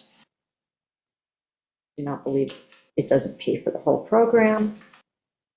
So going back to what do we cut if we're trying to add social worker hours and take away from a senior service, this would be one thing to look at. But again, I think what we'd want to try and figure out is the extra service, social worker hours, how many people would those extra hours serve? And if we did something where we're cutting back or impacting the nutrition program, how many people are we impacting as well? Well, I But I feel like yeah. that's a difficult call to make. And also, if you make cutbacks in that area, like, are we crippling the program? I guess I don't think it's fair to just pick on the senior services because the social worker serves all ages, not just seniors. So it's not like you're trading one service for another. I feel like we should be looking at the whole budget and seeing where in the whole budget we can cut, not just this one department. I think that it's a broaden our scope. What is the grant funding that we get for the nutrition program? We get, Is that consistent or is it variable? it's a max 57,500. And then we have to serve a certain number of meals in order to get the reimbursement. So we do at times have a hard time getting the full reimbursement back just because we don't have the people, we don't have the numbers. So they're constantly working on trying to increase the program, but you get people who, do go stay with family during the winter. It increases during the summer a little bit. People go into nursing homes, people die, so it's hard to really, Is it a head count? yes. And do you know what is that head count? Well, how many, like, what is it that we're not, where are we? I guess that's what I'm trying to find. And I'm trying to visualize I get a monthly letter, copied, Kelly. Let's ask her when she comes in, because she should have that number. I know that we were supposed to be at the last count at like 60% of the grant utilized, and I think we were at like 50%. So the county does monitor our progress and be like, hey, you haven't used all your money. See what you can do to ramp it up, but I guess the seniors among us should start going, or we will be counted. So Kelly can provide that. Then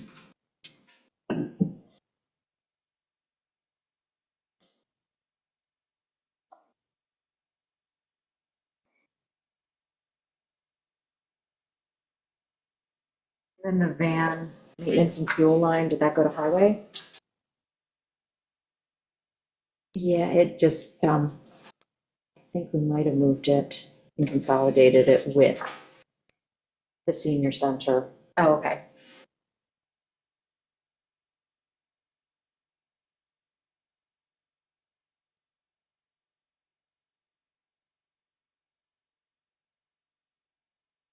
Because we will be able to get more of that reimbursed. Right. Through the driving programs? Yes. That's what I thought. You already covered. When you do the, let's say, the van maintenance and fuel, so there's a breakdown with that. Is that what I'm understanding? Meaning there's a certain amount for fuel, a certain amount for maintenance for each vehicle, or I guess I'm just asking is, under some of these categories, are there breakdowns underneath that, like subcategories? I do not believe that Kelly has done that.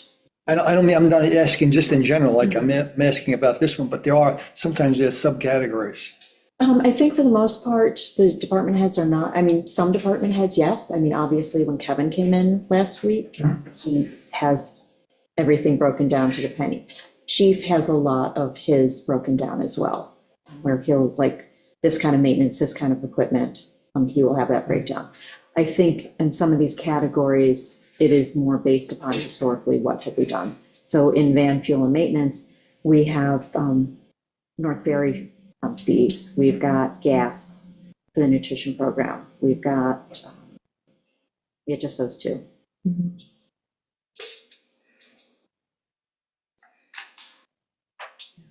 Makes sense to put that with the senior driving. Mhm. Asked Emily, because I thought she would be quick to answer, and she was. She said they have 18 home delivered per meal, 20 people for congregate, and 15 grab and go. And that's on average. And what is the requirement? What to get the funding? The minimum. Yeah, That we'll have to ask for the contract. Yeah. yeah, all right. How many was grab and go? 15. So 18 home delivered, 20 congregate, and 15 grab and go.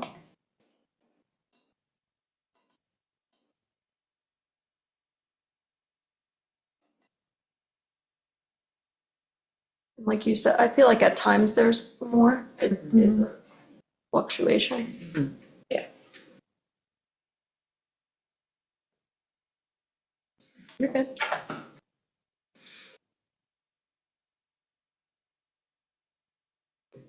Right, anything else on the nutrition revisit? Residential repair is entirely grant funded. Oh, I did have a question, Darby. The revenue line. So we adjusted something or didn't adjust something, and so our revenues didn't equal or, Repair? yes.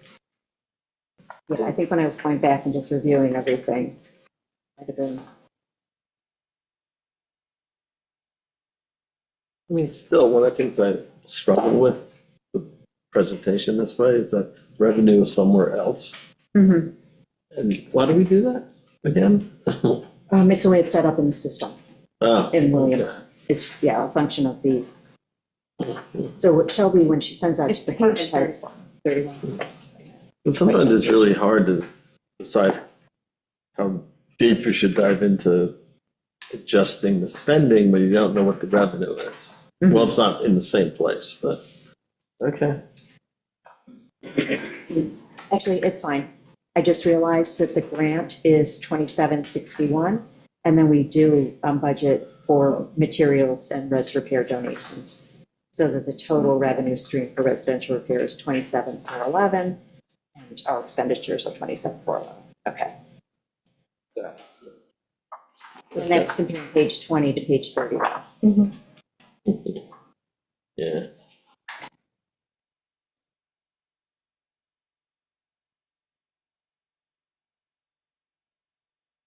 So the revenue's on 40, 31. 30.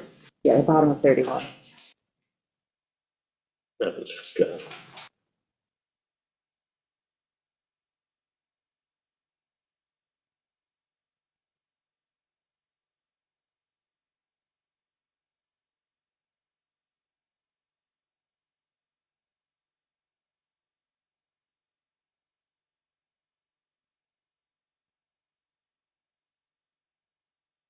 Turning the page to 21, you all went through Silver Circle last week with Kelly.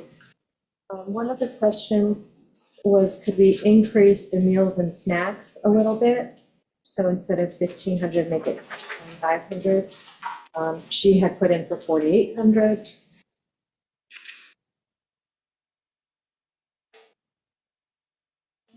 Last year, she spent 14, the year before it was 2,100. What was the request? Why does she need the additional money? She wanted additional programs? I thought some of the meals and snacks, Snacks. it was, they were getting prepared at the nutrition program and then being delivered over to Silver Circle on Wednesdays, but Right, but her point, and this is the conversation she had with us, was that during holidays, when nutrition's really busy, they don't have the time to deliver. So then they'll go out and they'll get, a treat, they'll get like Mhm. pizza, or they'll get something from Starlers, or they'll go to one of our local businesses and get food and bring it in. If the nutrition program's doing holiday prep, like Thanksgiving and Christmas, like some of the holidays haven't really hit yet. so she was asking to get restored to the 4,800. Not even all the way to 4,800, we went to just 2,500, just to bump a little bit.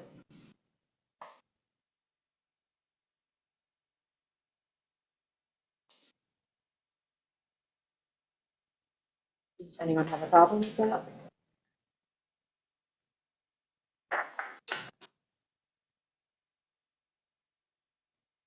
Suggestion is not fully. Is she coming in? Is 2,500 instead of the 4,800. Either way, I'm waiting for her And to instead of the respond. 1,500, I'm waiting for her to Instead of respond. 1,500, just bumping it. okay. Well, she was already in and asked this request, and we're gonna have her come back in to cover other things, but, Let's ask her about this when she comes in. okay. All right, and then the other one was just, You already discussed it with her. Yeah, I'm okay with the 1,500, but. and then the other one was just for program provider. She wanted that to possibly go up to 1,000 instead of the 7,500, 750. That's fine. And she said, there are some programs that haven't been included in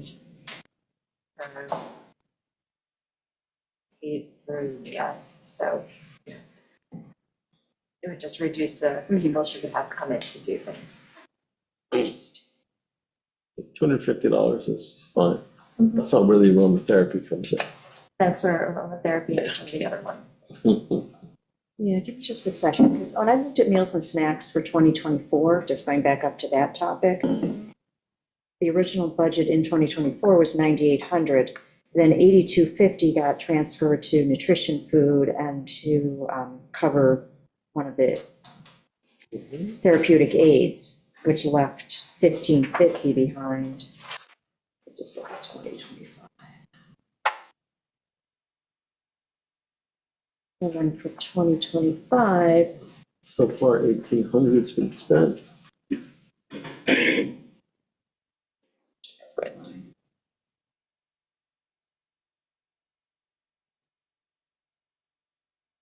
I mean, it might warrant a little bit of an increase, but not 4,800. yeah, and I mean, the only reason I. That's why we just 2,500 at that point.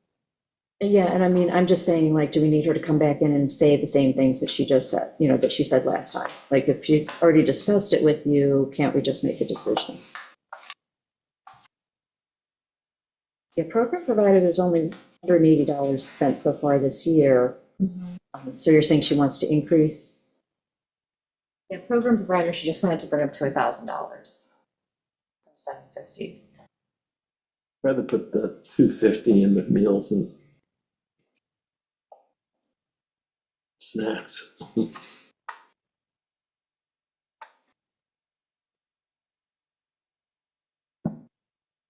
Yeah, even on meals and snacks, of the, how much she spent so far this year? 1,800. Oh, I had done this. Okay, I didn't have something else. I reviewed her category before I got the August numbers. But one of the things that was in there was half of the senior center lunch. Because she put it over there. It wasn't really another place. I feel like that's not in the right category. You mean the one that they split with rec? Mm-hmm. Yeah, the one with Bethany on her programs. But if she's not asking it to be restored to 4,500 or 4,800.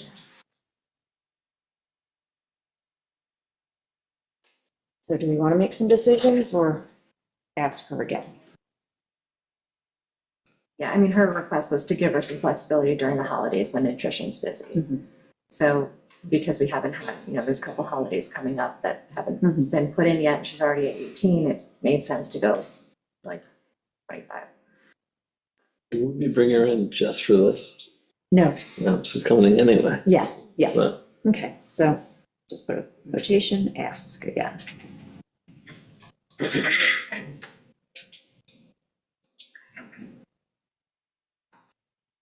Um, So then continue on senior center, but since Kelly is going to come back in and we do have Andrew Chapman here, why don't we pivot to Andrew so that he doesn't have to spend too much of his volunteer time here.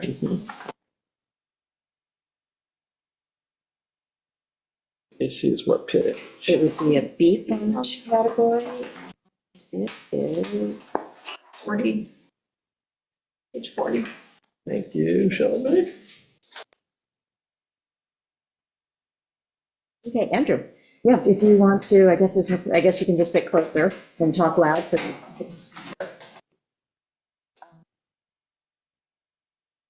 I guess to review, on page 40, Andrew had proposed a total budget of 101,809. I had, in my tentative budget, proposed 78,296. And where I made cut was, something's not adding The up. 10-year baseline study. Yeah, the 10-year, the USGS line base study. Something doesn't look right here. Yep. It's a saltwater, Is it not calculating correctly? Yeah, I was gonna say. and the saltwater intrusion thing, isn't that a carryover from? Yeah. Yeah, Hmm. well, Andrew can go through each of these. I just wanted to give you a little bit of a heads up as to what I had cut out. Baseline study? Yes. With the hope that that could be WQI funded. And that came in much higher than was anticipated. That was the one that came in at $216,000. Oh, yes, I have a note there, $240,000 yeah. quote. I'm actually not aware of that quote. Oh. Joe, I thought it got, yeah, Joe, I forwarded it to everybody. I will resend it. I'll send it to you, Andrew, and I thought you were on email, but maybe not.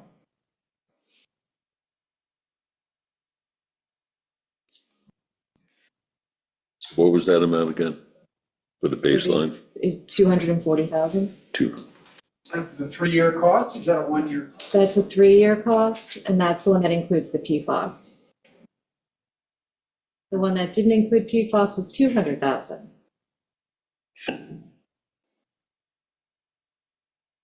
So we would need to put in a If I third remember of either of those numbers. Right.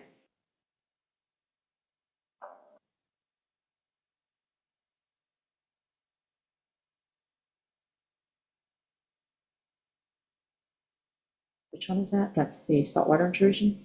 No, Groundwater monitoring study. The 487? It's the USGS 10-year baseline study. Oh, okay, so would we put that in over 10 years then? No, Because it's being done every 10 years, but it's a 3-year long study that gives us a new 10-year baseline. Got it. So let's see.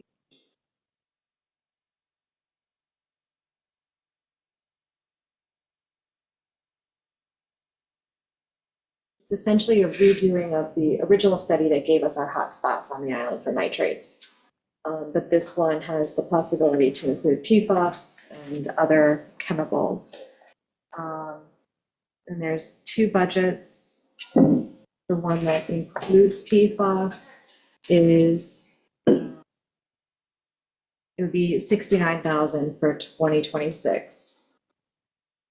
It would be 71,527 and 51,000 for 28, and then 48,500 for 29. So it's a 4-year. You're reading from the contract, is that what you're doing? Yes. Is it possible to get a copy of that? Yeah, I emailed it to you when we first talked about it last time. I will forward it again right now Yeah, to so we could everybody. bump it. And we can pull it up. I'll print one for you right now. Board, Perfect, thank you. Chapman.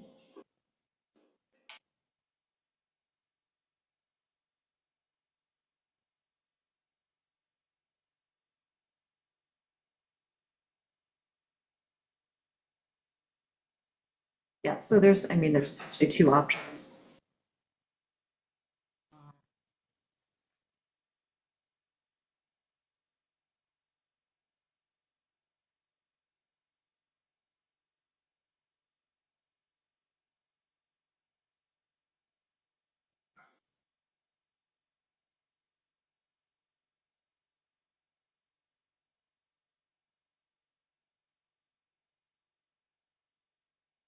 I will print it. Is the printer in there working now? Is that The one? big one? That one's not on, and it'll take forever. Yes, big one's working. 1, 2, 3. I just, I just Did you printed just it to my copy, my printer. Okay. Did you do Who multiple? wants paper? I could use one. Sure. Yeah, why not? 5, 6. Shelby? Perfect.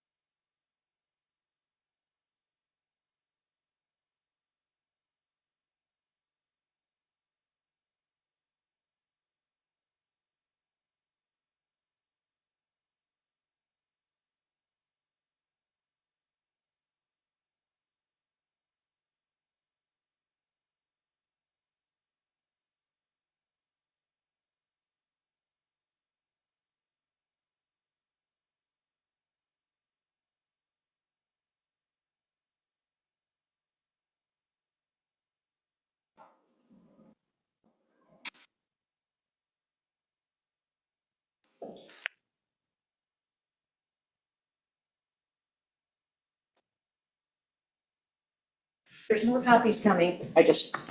Jess is finishing the collating. You got yours on screen, I got mine on screen. And the others. Lost my patience waiting. Understand. So I've often looked at budget presentations like this as an opportunity to kind of take a step back and state what we're trying to accomplish and how the budget fits into that. If that's okay, I can proceed with that. Good with it? Okay, so the committee was reconstituted earlier this year. I became chair. Since then, we've reconfirmed our mission. And our mission is safe and affordable drinking water and a healthy environment for this and future generations of Islanders. So everything we do is focused on that. We then set 5 goals for the next 18 to 24 months. They relate to better understanding of the water quality in the aquifer, better understanding of the water quantity in terms of the flows within the aquifer, more and informed public engagement, a focus on understanding and coming up with a plan with respect to the water quality issues that the water quality concerns in the center of the island. And then last on the list was addressing Bridge Street. I'm not sure we'll get to all that in 18 to 24 months, but having goals tends to lead to accountability and actual accomplishment. So that's the direction we're going in. It's interesting to see the committee interact and move forward. Different members are taking issues at their own initiative. Good example of that is Dave Ruby. You saw the article in the Reporter about the saltwater intrusion, or the saltwater study that he's doing in connection with and working with people, with the kids in the high school. So that fits a number of different pieces of our goals. That's what we're trying to accomplish. The budget is tied to that. Our budget last year was about 57,000. Our budget request this year is about 102,000, big increase. And let me take you through what's the same and then what's different and why we're requesting that. And what I'm going to do is work down this sheet, the budget worksheet from the top. The first 4 lines total about a third of the budget, or 36,000. They're basically the same as last year. The first 3 lines, about 8,000, are salary allocations, office allocations, and communications, posters for events, things like that. Line 4 is 28,000 for water level monitoring. This is the most relevant source of information we have to gauge the severity of droughts on Shelter Island and make recommendations to you about water usage. The USGS supplies and operates the monitoring equipment in the wells. We compare the readings every month to the last 20 years of data on a seasonally adjusted basis, so that we can see how we're doing. Without this data, we're flying blind. This is provided under contract from the USGS. What was the 20% increase from 24 to 25? It's a contracted amount. Got it? They sent it to us. We made an adjustment. We did a budget modification this year. Sorry, didn't mean to interrupt. There's also, just to point out, Andrew, you had done write-up for us also, which is on page 67. Oh, okay. Just if anyone wants to read any more details about the water level monitoring. The rest of the request, about 65,000, is all testing. And so you say to yourself, wow, we're spending a lot of money on testing and information. Why all the testing? The basic reason is the aquifer that we get our water from, it's not like a lake. It's not even like a big uniform homogeneous sponge. It's a bunch of glacial till that's all jumbled up with layers of clay and different elevations and everything that drives the water in different directions, different places. So there's great variation in water quantity and water quality in different places of the island. And we need to understand that. If it were a lake, we just test it in one place. But because it's not a lake, we've got to drill holes. We've got to drill a lot of holes, and we've got to test them, and that's expensive. However, the testing needs to be done to answer specific questions. If it's just done randomly and not carefully, we end up getting information that we can't use and that doesn't help us make decisions. So if I were in your position, I would want to know, what questions are you trying to answer for the $65,000? And there are three. First, the saltwater intrusion study, which is the next level down on this page. The question is, what's the extent of saltwater intrusion on Shelter Island? Questions. And what could be the likely impact on residential wells? So we have a lot of properties along the shorefront where the freshwater lens tends to be the thinnest and most vulnerable to saltwater intrusion. That freshwater lens, particularly out in the shorefront, is getting stressed because of sea level rise and more frequent and more intense storms. The USGS recognizes this as a regional issue and is undertaking a saltwater intrusion study for all of Long Island. They are putting wells in Orient, and they want to put, these are deep monitoring wells in Orient, and they want to put a deep monitoring well in Shelter Island. So that's their cost. The $20,000 extra, which is in this budget request, is to install equipment to monitor in real time chloride levels in some near shore wells, shallower near shore wells, so that we can understand the correlation between what's going on in the deep wells in the aquifer and then what's going on in our shallower wells. The shallower wells are like the residential wells that are around the shoreline area. So that's going to help us take the data from the USGS, from the deep well monitoring, and link it to what the people who live and get their water from, particularly in the shoreline areas, what they're going to experience with their wells. So it makes the USGS kind of mega study less abstract and more useful to us. That's what that 20,000 is for. So we're piggybacking onto the USGS study, but we're adding a well, I know there's one around Waits Beach, adding a near shore well so that we can understand that correlation between what's going on the deep wells and what our residents should experience in their wells, particularly around the shoreline. So that's what that's for. That's the question, that's the answer it's trying to come up with. Okay, the second is USGS 10-year baseline study, which I just learned the numbers are substantially different than this. So the 20,000, I believe, Meg, you said that the number for the for the first year of the 10-year baseline study was 80,000. 69,000. So if you look to it's the fourth page, 3 and 4 of the copy you just got handed, yeah. Yep. The back of page 3. So it has it broken down into 4 years of payment. So my impression is that the Water Advisory Committee did want to test for PFAS. That was one of the contaminants that they were very interested in. Correct. So if we went with that line for 2026, we'd have to budget 69,000. For 27, we'd budget 71.5.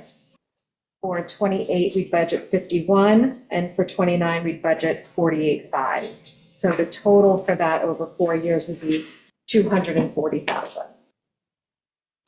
So that I would say we'd have to put out to capital planning somehow. Or some kind of planning line. I would actually like to see us tap into WQI funding for this. If we can. Yeah, I mean, we'd have to, one, make sure it's allowable, and Right. two, we'd have to agree to do so. But I do feel like we did our first baseline study 5 years ago using WQI funds. And I think the thinking back then was it would be something that we would pick up periodically to just give us the information that we need in order to deal with these issues. So you said 5 years, wasn't it 10, 2016? 16, yeah, I guess it was. Okay. Yeah, it was fun. 5, but No, because the WQI fund didn't come into existence until 2017. Yeah, this is- the legislation, I think, was passed in 2016. So it was part of that, so I think, I guess, I don't know. I feel like it hasn't been quite 10 years.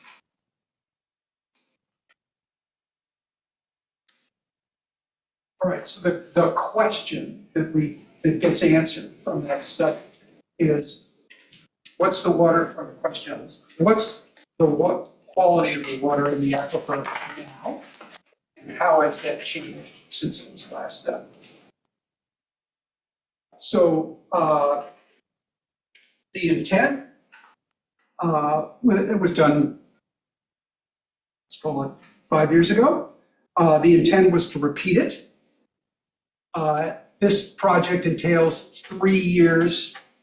I've got to read this proposal again, 3 or 4 years. 4 years. 4 years of monitoring of 10 different wells on a monthly basis. So we get the information through the year to address the seasonality concerns. Contaminants are matched up with what was looked at in the previous study, plus emerging contaminants. And I agree, PFAS, 1,4-dioxane, what else is on here? Pharmaceuticals. Pharmaceuticals, right. Yeah. Pharmaceutical fragments. Those are in the trade called emerging contaminants. The USGS does the work.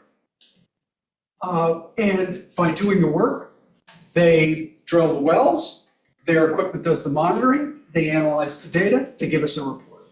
Yeah, this is to use the existing test wells that we have. So I don't think it's for additional wells. I believe it's using the existing USGS wells. And these are the same wells that were sampled 10 years ago. Right. That gave us our original. So it's using those same wells to get updated data. And this is a larger panel than what was done originally. It's including more contaminants, so that's why it's more expensive.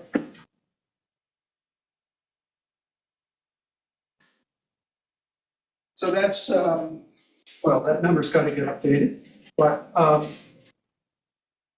so that's 69 for 2025. I can't advise you about the WQI. I can suggest WQI funding for the next test, though, the next testing program, which is the Center Triangle.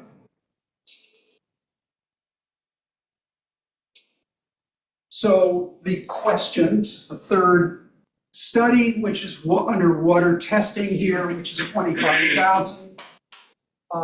The question is, does the water from private wells in the town center meet applicable water quality standards? And further, what contaminants are present, where are they, and what concentrations? It's really focused on the center of the island. It's the same triangle that was subject to the nitrate and bacteriological testing that was done in 2023. This has been a concern for many years, water quality in this area.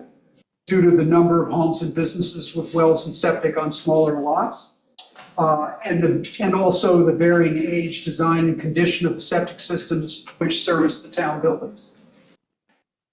Further, tests of wells for nitrates and bacteria in this area in 2023 showed 44% of the wells having nitrate levels suggesting septic influence. This is what I call the killer fact.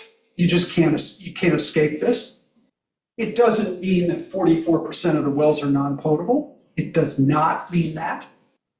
It means, though, it strongly suggests, though, that that percentage of wells is subject, the water in those wells is subject to septic influence. So the question becomes, what else is in that water other than nitrates? We have not done that testing. That's what this is for.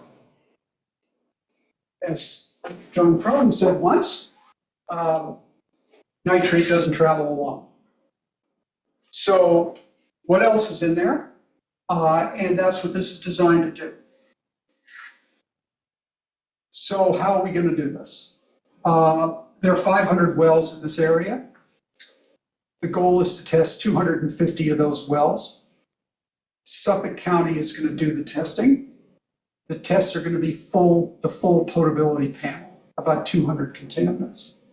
Suffolk County charges $100 per test. That's to pull the test, run the sample, do the report. $100 times 250, $25,000 request. As it was in 2023, the testing area is going to be divided into 13 zones. Those zones are based on the understood watersheds or flow directions of the aquifer from the center.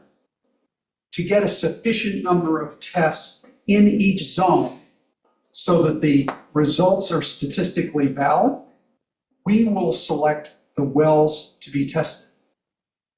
We will contact those property owners and request to test their wells at no cost.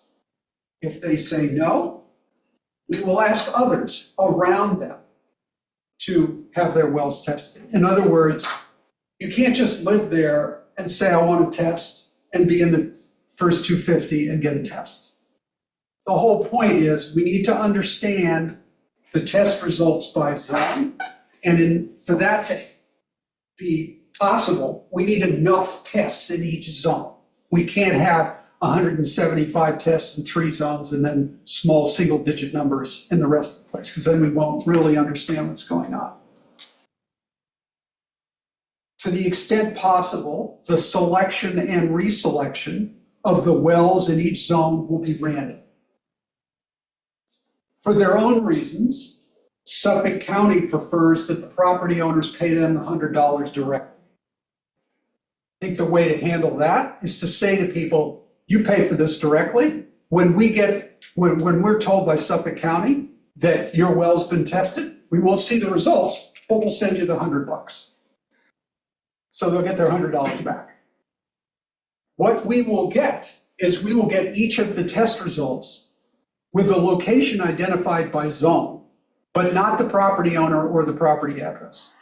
That prevents a third party from doing a FOIL request and getting that information about all those different properties. Because if they did the FOIL request, all they're going to see is what the public's going to see, which is the results aggregated by zone.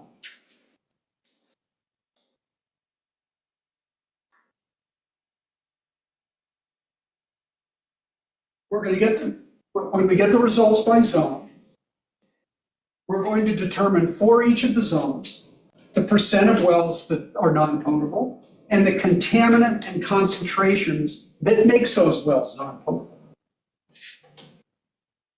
I've been asked by a number of people, what's the committee want to do with this information? Where are you going with it? We plan to follow the data. For example, if substantially all the wells are potable, i.e. no contamination or contamination within acceptable limits, we'll stick with our advice to homeowners that they get their wells tested every few years and act accordingly. If homeowners want cleaner water, they can handle that privately at their own cost. If the non-potable wells are limited in number and geographically scattered, we probably recommend that homeowners get their wells tested and look into treatment systems that deal with those specific problems. If non-potable wells are substantial in number and geographically concentrated, say in a particular zone, we might do more testing in that zone to really understand it, or recommend that. And we will also present the costs and benefits of alternatives to deal with the problem. And those kind of alternatives include a community water system configured to solve that problem, the one indicated by the facts, property-specific treatment, doing nothing, or doing nothing. So we will consider all those alternatives, feasibility and cost, and we'll end up presenting you with those alternatives, and we'll make a recommendation. You're going to ask me, what do you mean by limited in number? What do you mean by scattered? What do you mean by substantial in number? What do you mean by geographically concentrated? Please don't try to pin me down more, because we don't know what the data is going to say, and the data may surprise us. So, but why are we doing this? Or why are we recommending it? We're recommending it because the 2023 testing indicated that a substantial portion of those wells could be under the influence of septic. And we feel a public health responsibility to get to the bottom of that problem, to figure out really what's going on. If the testing comes up with, hey, look, all these wells are potable, okay, that's the answer. If it comes up with something else, okay, we've got to deal with it. But I will say that I don't feel comfortable just ignoring that fact. And that's why this is on this list. And I think doing it this way, through the Suffolk County Department of Health at $100 a test, is a very cost-effective way to get to the bottom of an issue which has been talked about for years. So you've got 101,000 budget request, which is about to go up because of the baseline study. Roughly a third of that is the same as last year, covers the drought monitoring administration. The rest of it's the testing. The testing is focused on specific questions which are relevant to our work and to, I believe, the decisions that come before the town board. So that's the mission, that's the goals, that's the budget request. So, thank you, Andrew. While I'm looking at this, I'm listening to you, and I read through the USGS study, the 200,000. I'm seeing duplication, right? So the 10-year baseline study done by USGS is going to pull essentially the same comprehensive data for the test wells that we're looking to collect from the private wells. And what I'm trying to balance out is if we get, like, let's say our water testing goes really well with the residents, we could get 200 samples, 250 samples, we're lucky, with comprehensive, information. The USGS is going to be testing a total of 15 wells, and then giving us a report with their analysis. I'm wondering if we want to pick one or the other.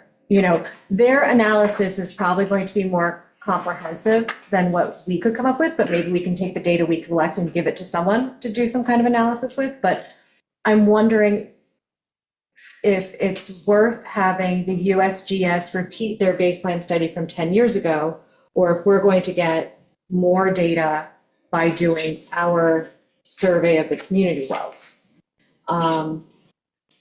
And that's really comes down to a question of what data are people going to trust more?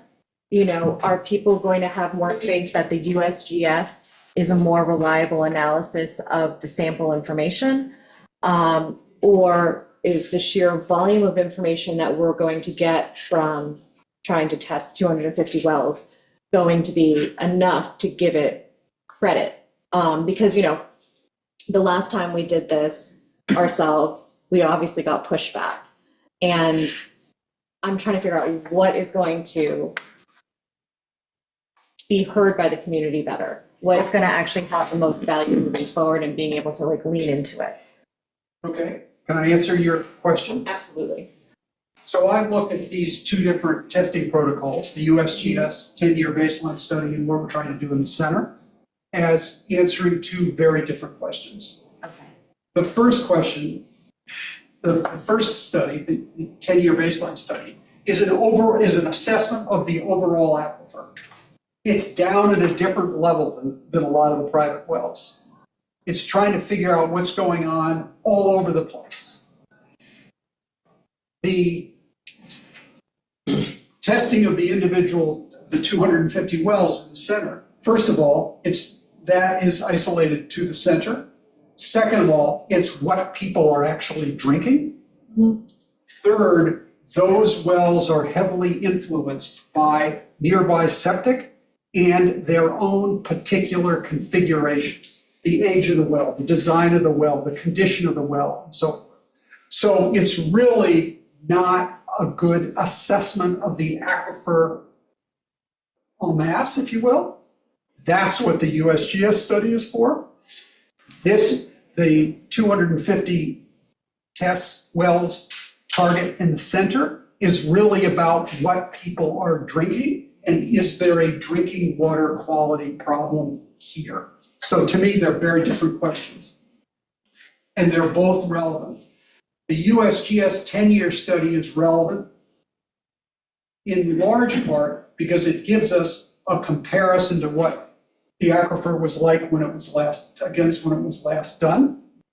And it also adds on the new emerging contaminants. So to me, they sound the same. They're both tests, okay? They're tests of water in wells, but actually they're answering really different questions, and both of those questions are important.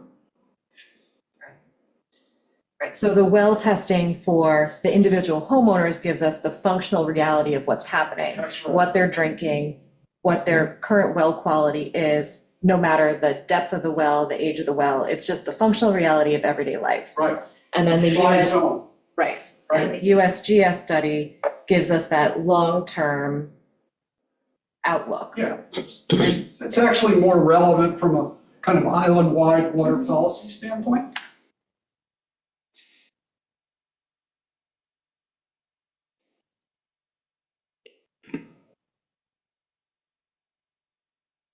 So I guess that- A comment about the WQI funding. I don't know, Amber, when you took your reduction from 101 to 78, whether you assigned the 250 well testing program in the center to the WQI. I think, and I understand that testing or that money is really around specific, is focused on capital projects. The purpose of doing the testing is to figure out whether we have to do something. It's not just random testing. It's not building a body of information for policymaking. It's, do we have an issue here? And if so, how are we going to address it? And we did the first baseline study. It fit within the parameters of WQI in getting like, okay, this is where we're starting from. So since then, the legislation has been updated and been expanded to be more comprehensive of more water things. So the question is whether or not this can fit in there. So when I pulled that 20,000 out, that was what my thinking was, is that that would fit in under the new parameters. It needs to be So that's that. how you got from 101 to 78. Yes. Put that testing for around here to the WQI. Yes. And now the issue is whether you can also put a piece of the 10-year study. Oh, no, that is, So those are two different things. That wasn't even. No, that was the 10-year study. Okay. That's right, that was the 10-year study. So that was the 20,000 that, the MRI for saltwater intrusion, I did keep. Yes. And then the USGS 10-year baseline study, you know, kind of an update was, that was going to be a WQI ask. So now it looks like the WQI ask would be 240,000 over 4 years. Yes, and I'm also saying that the 25,000 to do 250 private wells in the center triangle, that also could be a WQI request. Possibly, but we also are rolling over from the 2025 budget because we haven't utilized, and that was a $25,000 rollover from 2024. Rolled that 20, it's now 23,000 because we did use a little bit of it this year. 23,000 is why I reduced your 25,000 to 23,000, is because we're utilizing what's not spent this year. It's going to roll back into fund balance, so we're going to pull it back out of fund balance. Thank you So we're for, creating fund balance to then utilize it this year, which made your CFO's analysis incorrect because she wasn't taking that, he or she wasn't taking that into account. So, but I'll get into that later. But that's some of the thinking, is that we are going to be generating fund balance in 2025.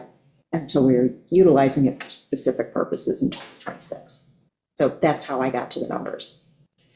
when I did my paper, I did not assume I had access to that unspent balance. I built it in, so Okay.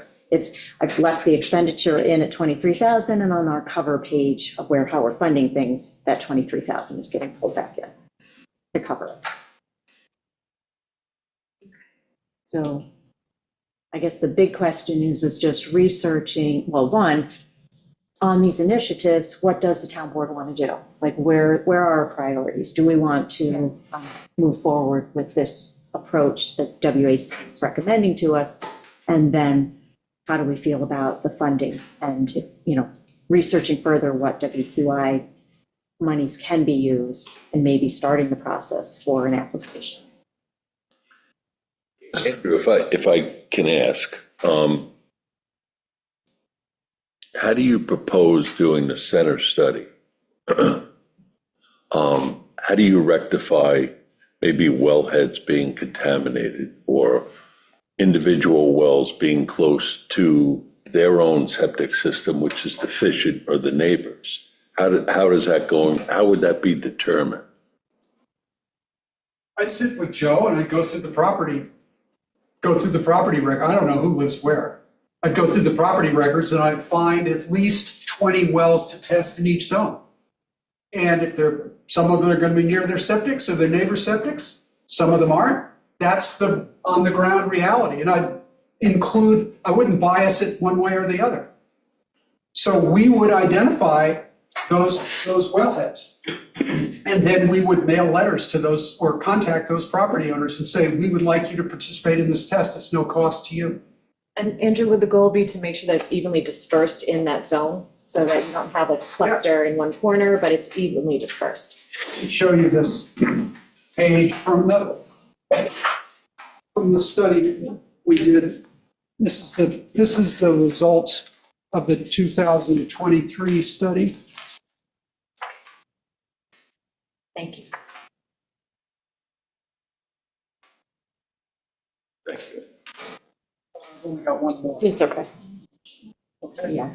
So here are the 13 zones.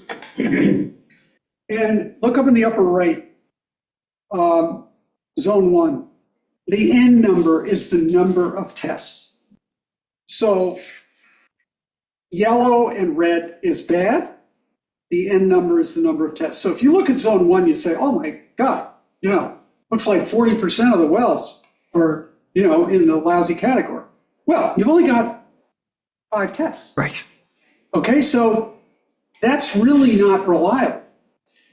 You need to get the number in each zone up near 20. So we've got to go and look at all the properties. Look at all the properties in each one of these zones and just pick 20 and reach out to those 20. And if some of those 20, let's say 15 of them say yes and 5 say no, we got to get another 5. So then we go to another round. So if you look at some of these other ones, Be careful your head. What? You're Be right careful about your the head. camera. You should too tall, Andrew. You looked at your sheet just in time. Thank you for the safety guidance there. There's another one here. Zone 3 only had 3. Yeah, Yeah. so that's the problem with this, is that you can't take this information and use it to evaluate, to really judge concentration of the problem, location of the problem. On the other side of it, in a perfect world, you would get back the test results and the addresses. But the property owners are, I would be, concerned about that data being in the public realm. So you have to balance, you have to set this up in a way that encourages people to participate, but then protects the data from becoming their own personal test data from getting in the public realm. And doing it on this kind of zone basis is the way to do it. So let's look at zone 3. Is it 3? Is that right, 3? No, zone 3, which had 3 tests in it. Let's say there are 20 tests there, and we get back half of the wells have a problem.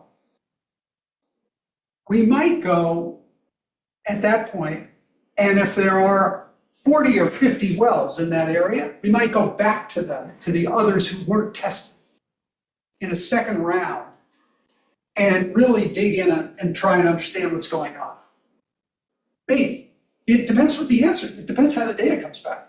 Because if one of your alternatives is, well, we really ought to put together, if we got all those, if we've got an issue with 20 or 30 wells that are all pretty close to each other, the most cost-effective solution might be a system for those 20 or 30 houses. Well, you're not going to invest in that unless you've got a really good understanding of what the problem is. Because then you're just throwing a solution at, something where you don't really understand what the problem is. So that's what this is designed to do, is to understand is there contamination, in what concentrations, and where. We really don't know that. We have reason to suspect the septic influence because the nitrate level at between 5 and 10 milligrams per liter is more than you would see to be naturally occurring. That means the nitrates are coming from somewhere. Well, where are they probably coming from? They're probably coming from septics because that fertilizer didn't do it. So I think you need to get to the bottom of it. And the way to get to the bottom of it is through this progressive testing. And at $100 a test, that's cheap. Do you think we could do something where people might voluntarily allow us to have their address, and that gives us more information? So if we, have concerns about a contaminated wellhead, that we might be able to go back and, do a further, dive into like, okay, this was an issue. If the homeowner corrects that, then we get a better. Sure, absolutely give them the option. But I think when we go to them initially, we can say to them, look, happy to take your data and your address. Happy to do that if you want to give it to us. But if you don't want to give it to us, that's okay. We still want you to participate in this. And we'll get the information by zone. But yes. Because my thinking is if someone goes to sell the home, there is going to be a water test requested. So the concerns I think about, it being out there that, oh, you've got higher nitrates than another property, that's going to be found upon sale anyways. So I feel like there's less need for someone to protect their well data. Yeah, and then there's the instinctive kind of personal reaction was, I really don't want the town knowing this. So there's that too. So I'd like to be able to answer that with, you don't have to tell us. Yeah. We just want you to be part of the overall thing. So, but certainly, we can give people the option to provide the information. So does that answer your question? Not 100%. Okay, so, We know there's high nitrates in the center. But how do we really distinguish that between those items that I mentioned. And what are we gonna do about those? What's the ultimate objective, Andrew? Well, we know they're high nitrates. We know this. Okay? So we know in the center, which is zone 7, based on 10 well tests, that half of those wells have nitrates between 5 and 10. We don't know exactly where they are. Also, 10 isn't that big a number. So I'm not, and remember, between 5, if it's yellow, it's potable water. So the issue isn't the nitrates. It's potable. All those wells that we tested, those 10 wells we tested, they're potable. They're just between 5 and 10, or 5 and less than 10, because 10's where the MCL. The threshold. That's where the threshold is. So those wells, according to the federal government and the state of New York, okay, are safe to drink. The reason we're doing this is that what else has accompanied those nitrates? And what else, and are those other contaminants, are there any, and are any of them pushing those wells into a non-potable category? Then we've got an issue. We don't know the answer to that. So I can't answer your question until we see the data. What's the ultimate objective of what you're trying to get at? The ultimate objective is find out whether the wells are safe to drink or not. And if the wells are not safe to drink, design a solution which will either be private well treatment, or if it's more cost effective, a community system to ensure that that water in those houses is safe to drink. That's the goal, is public safety. And safety is not defined as zero contamination. Safety is linked to the federal and state standards for potability. So if somebody is upset because they have 6 milligrams per liter of nitrates, my answer to them is, you are free to privately treat your water to drive those nitrates out. But that water meets federal and state standards. That's why the work we've done at WAC, which is like, okay, what's the mission? Safe, the water part, safe drinking water for everyone, right? For everyone, forever. But what's safe? Safe is according to the standards. We're not making up standards. We're not setting tighter thresholds. We're linking our work to the EPA and state standards.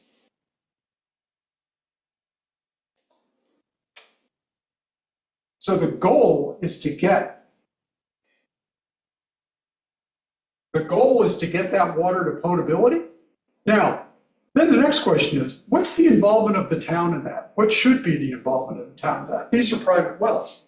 Fundamentally, first, the role of the town is to inform people as to what's going on so they can make their own decisions. If there is a public desire for a community system to address that problem on the basis of cost or whatever else, well then, that's the direction the community will go. But in order for the community to decide that, they need to have information. And right now, they don't. But isn't the individual homeowner, aren't they responsible for themselves and what they're drinking? Is there an inclination on their part? I mean, after the first study, I know I'm sounding negative, but I'm just being devil's advocate. Right. After the first study was done a couple years ago, I don't remember people coming in saying, what are you going to do for me? We got a problem here in my zone. What are you going to do for me? I didn't see that. Maybe it's because I sit on the water committee, but I do get those kinds of questions. So my answer to you is provide the information. If no one really cares, no one really cares. It's okay. But, you got a lot of people living in you got some people living in these houses who are tenants. No, I agree. I'm not, So Do I'm they just really know what asking they're the drinking? questions, that's all, not, I mean, underneath this is, I feel a community responsibility to inform people about what's going on with their water. It's ultimately up to them, either individually or as a community, to address a problem if there is one. The fact that 44% of those wells have nitrates between 5 and 10 suggests that there's septic influence in those wells. That's the, as I said before, that's the killer fact. We're not making this up. That's what the test result said.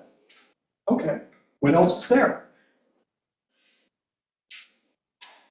$25,000, we can find out. And we can tell people.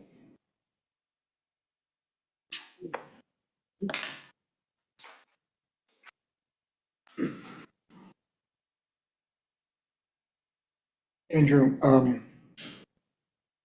think when we had the initial testing done, I think at the time, we were concerned about basically nitrates. Yep. We were concerned about nitrate levels over 10, correct? The test was sort of held for a while, and then we got into this lower standard of 5. Okay, and that's where we're coming in with this 44% that's, between 5 and 10, okay? But the whole thing that I struggled with is that when we don't know where the locations are, my feeling was we're not really helping the people. I always felt that wouldn't it have been better if we knew where those locations were to really determine the real cause? Is the cause there at their location because they have the home may be an older home with a cesspool, or the well may have been too close to where. I always felt that if we could only get to see those 8 people, and then that would have been a good way of looking at it in some depth rather than just guesswork, okay? And I guess I still somewhat feel that way, that we get to a point, we still don't identify, but I really would, we talk about what the obligation is of the town, okay, for water.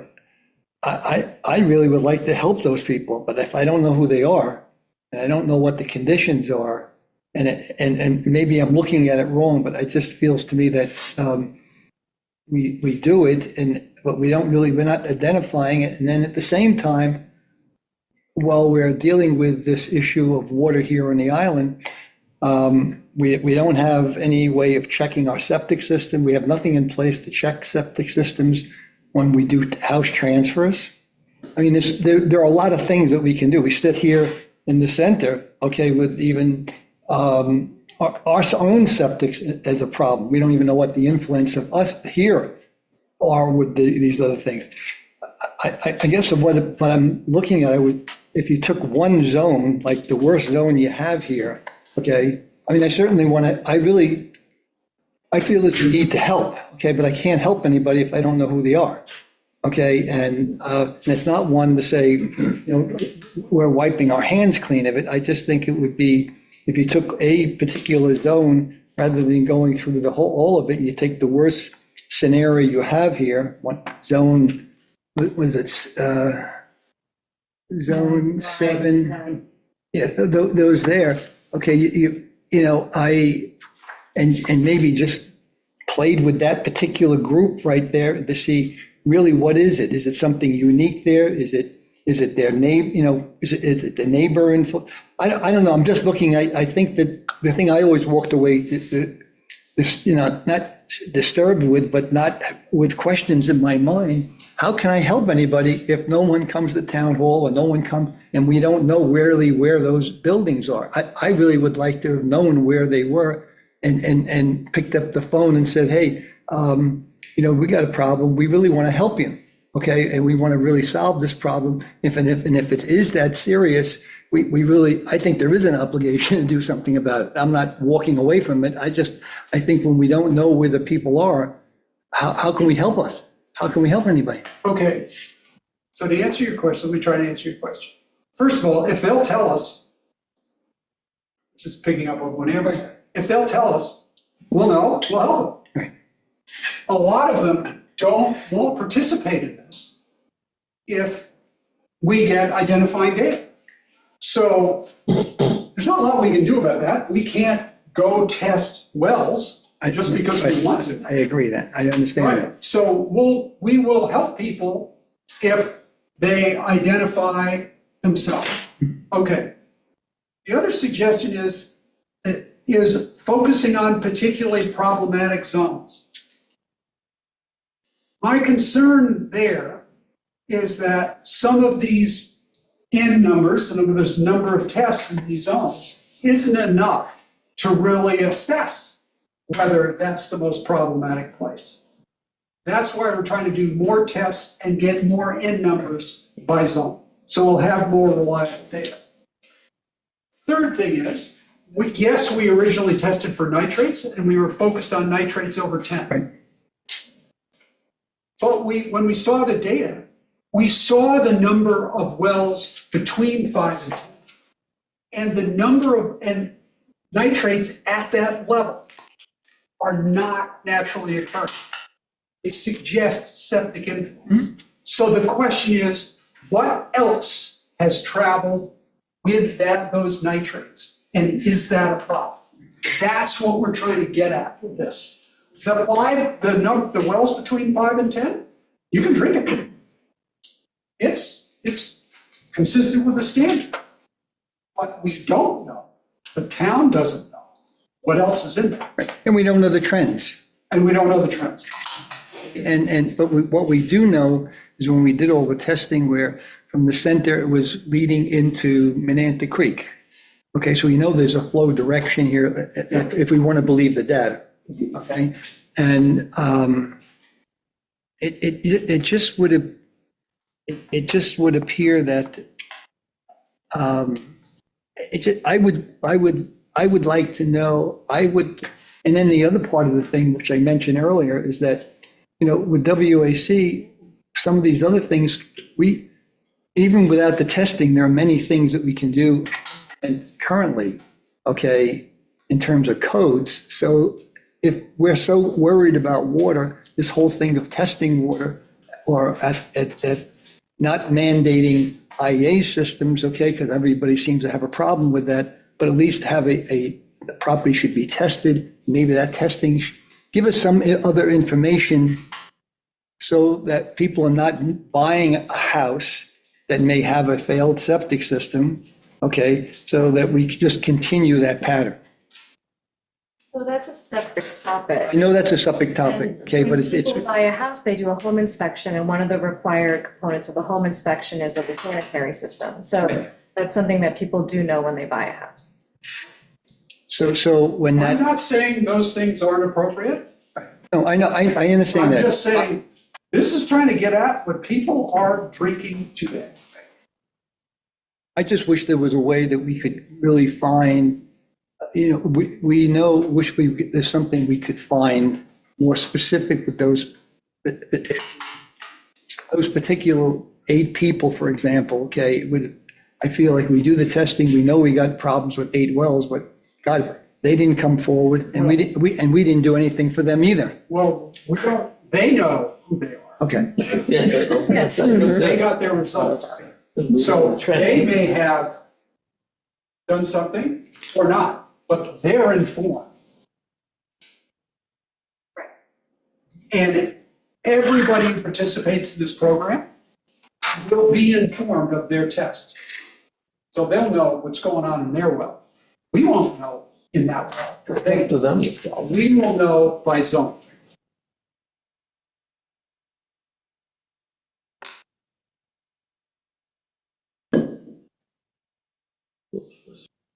The question is, what can we use WQI to pay for? Well, I was going to say, why don't we just start at the top of the list of asks? So we've got water level monitoring, because we only have a few more minutes left.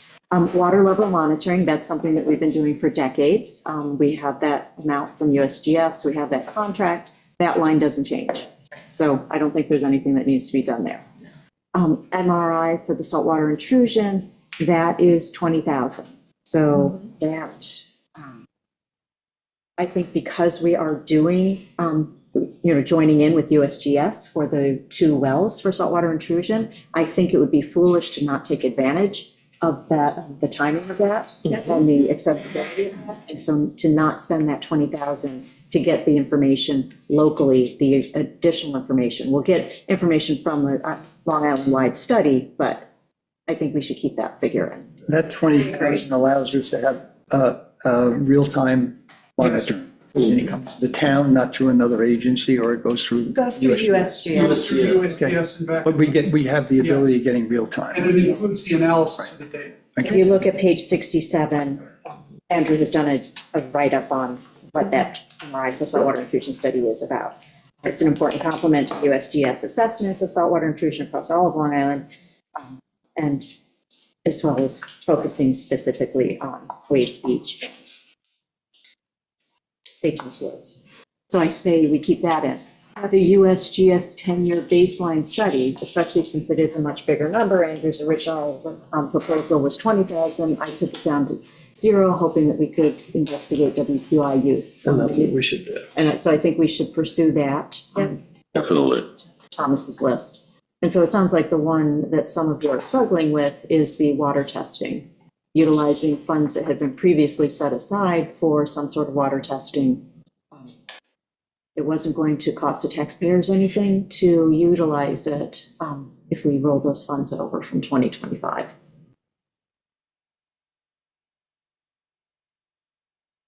So the question is, what do you want to do there? The baseline is absolutely necessary. Okay, I think that's it. Continue that going forward. I'm just throwing that out. Is there, rather than doing a whole series of them, is it possible to do just one, just rather than, it's like building a lot of houses. You don't build 100 of them. Sometimes if you're with a new concept, you build 2 or 3 to see what the feeling is. Okay, I'm just throwing it out. My concern is that the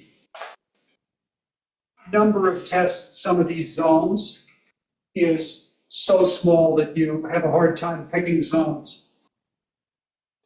I can drop a few zones. I looked at this last night. I said, we could drop zone 14, which had nothing between 5 and 10. Out of a test of 14 samples. 14 is a different watershed too, I would drop it. Right, you could drop that. What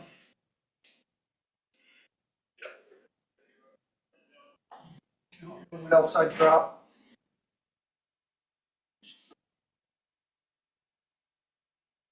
It's,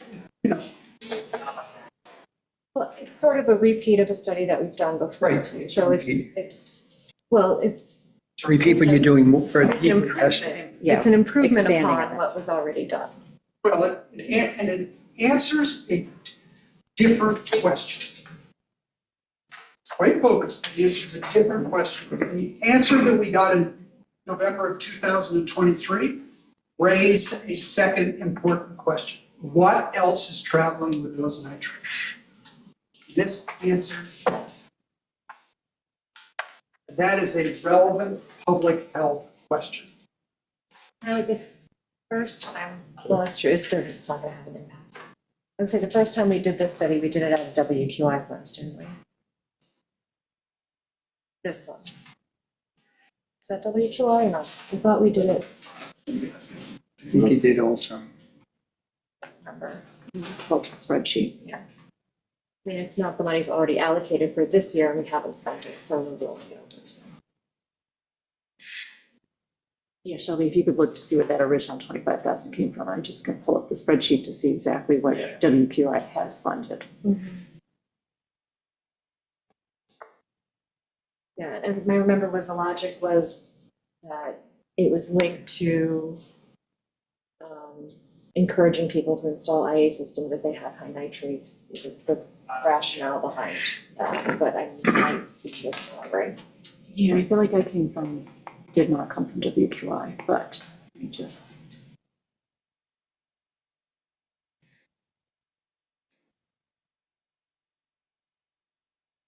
So the funding for the WAC Center, okay, so yes, that original, this was funded 14,863 Was from WQI.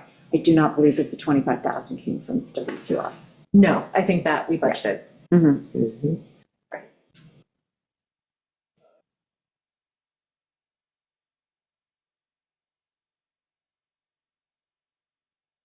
So if we can use WQI to pay for the second round, Mhm.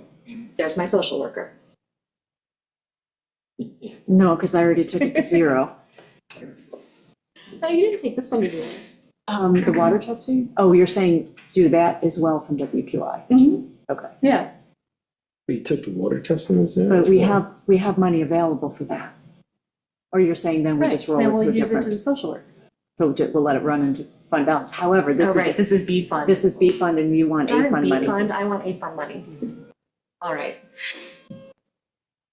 We took water testing, we already took the, So we're left with understanding this is coverable by WQI. Right. Not for the, not the USGS. but- not the water testing line. So if you're looking on page 40, the .487 water testing. That is not, I was not proposing that we look to WQI for that, because we already had money rolling over for the past couple of years of 25,000 to be used for water Right. testing.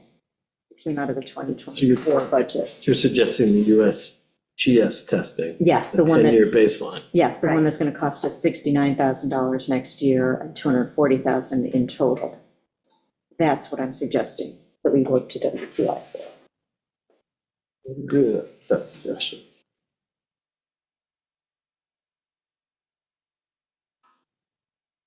You know, just to muddy the waters further, if we couldn't, if WQI money is not appropriate for that, then we could use the 23,000 we're rolling over, but then we'd still have to come up with another $46,000 in order to implement that study. Right. Or which is more important to WAC? That would have to ask. That would be a WAC question. Yeah. Because can't have both. Well, let's We see. can if we can. Well, if we pay can get for the other. WQI money, Yeah. yes, but without that money, Mhm. we can't have both. At least not in 1 year. Right, so we'll look into WQI and see what we can do. Yeah. All right, so we'll answer that question first, and then we'll revisit the water testing. So is the town board, do you support the Center Triangle study? I understand the funding question, but do you support it or not? I do. I do.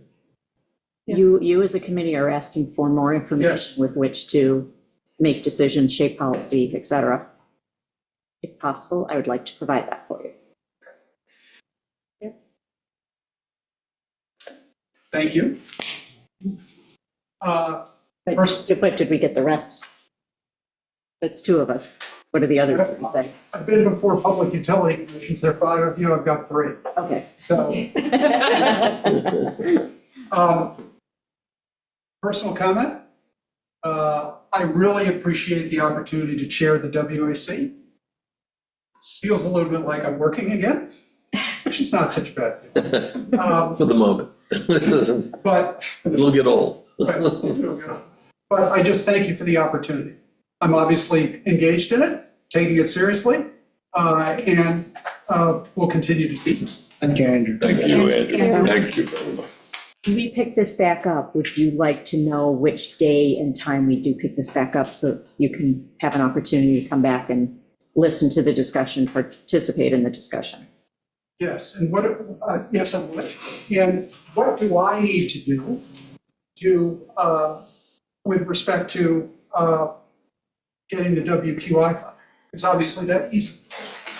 I am going to first talk to legal counsel and have him do the research on the underlying legislation, and then if need be, we're still in the process of pulling together the Peconic Bay Region Advisory Opinions Group, and so still waiting for some of the operational components to come together on that, and if need be, we'd have to go to them if it's not clear or it's questionable. But we So can I think an also, important fact about that, about the center study, that's relevant to WPI, to its eligibility for WPI funding, is that it is necessary preparatory work for a project if there is one. Okay, so you would never go forward with a project without having done this work. So if this were a corporation, this would be capitalizable into the project if the project went forward. Okay, thank you very much for the opportunity to discuss this with you. yeah, and the final point on that is if you want to talk to James Eklund and see about putting it on a WQI agenda, just to kind of float with the committee to see what their thinking is. Before that next WQI meeting, we'll try and have a legal opinion on whether or not it's fundable, but that would be the next step, is whether or not they would make the recommendation to the town board. Ultimately, it's the town board decision, but it is always nice to have WQI. He has spoken, he and I have spoken. He basically said, Andrew, get the town board behind you and send us a proposal. So I could say I was the first, so I'll now send him a proposal. Thank you all very much. Thank you, Andrew. Okay, so this is a wrap for today, and our next meeting will be on Friday, October 3rd at 9 o'clock. We presume Ken will be here based upon my texting with him over the weekend. And do we have any updates as to when anyone else is coming? You've got 1 PM on the 14th for police, nothing from MS yet. And do you know that? You'll make your decision, okay. And then reach out to Kelly tomorrow. I sent her an email that when she gets back, settle.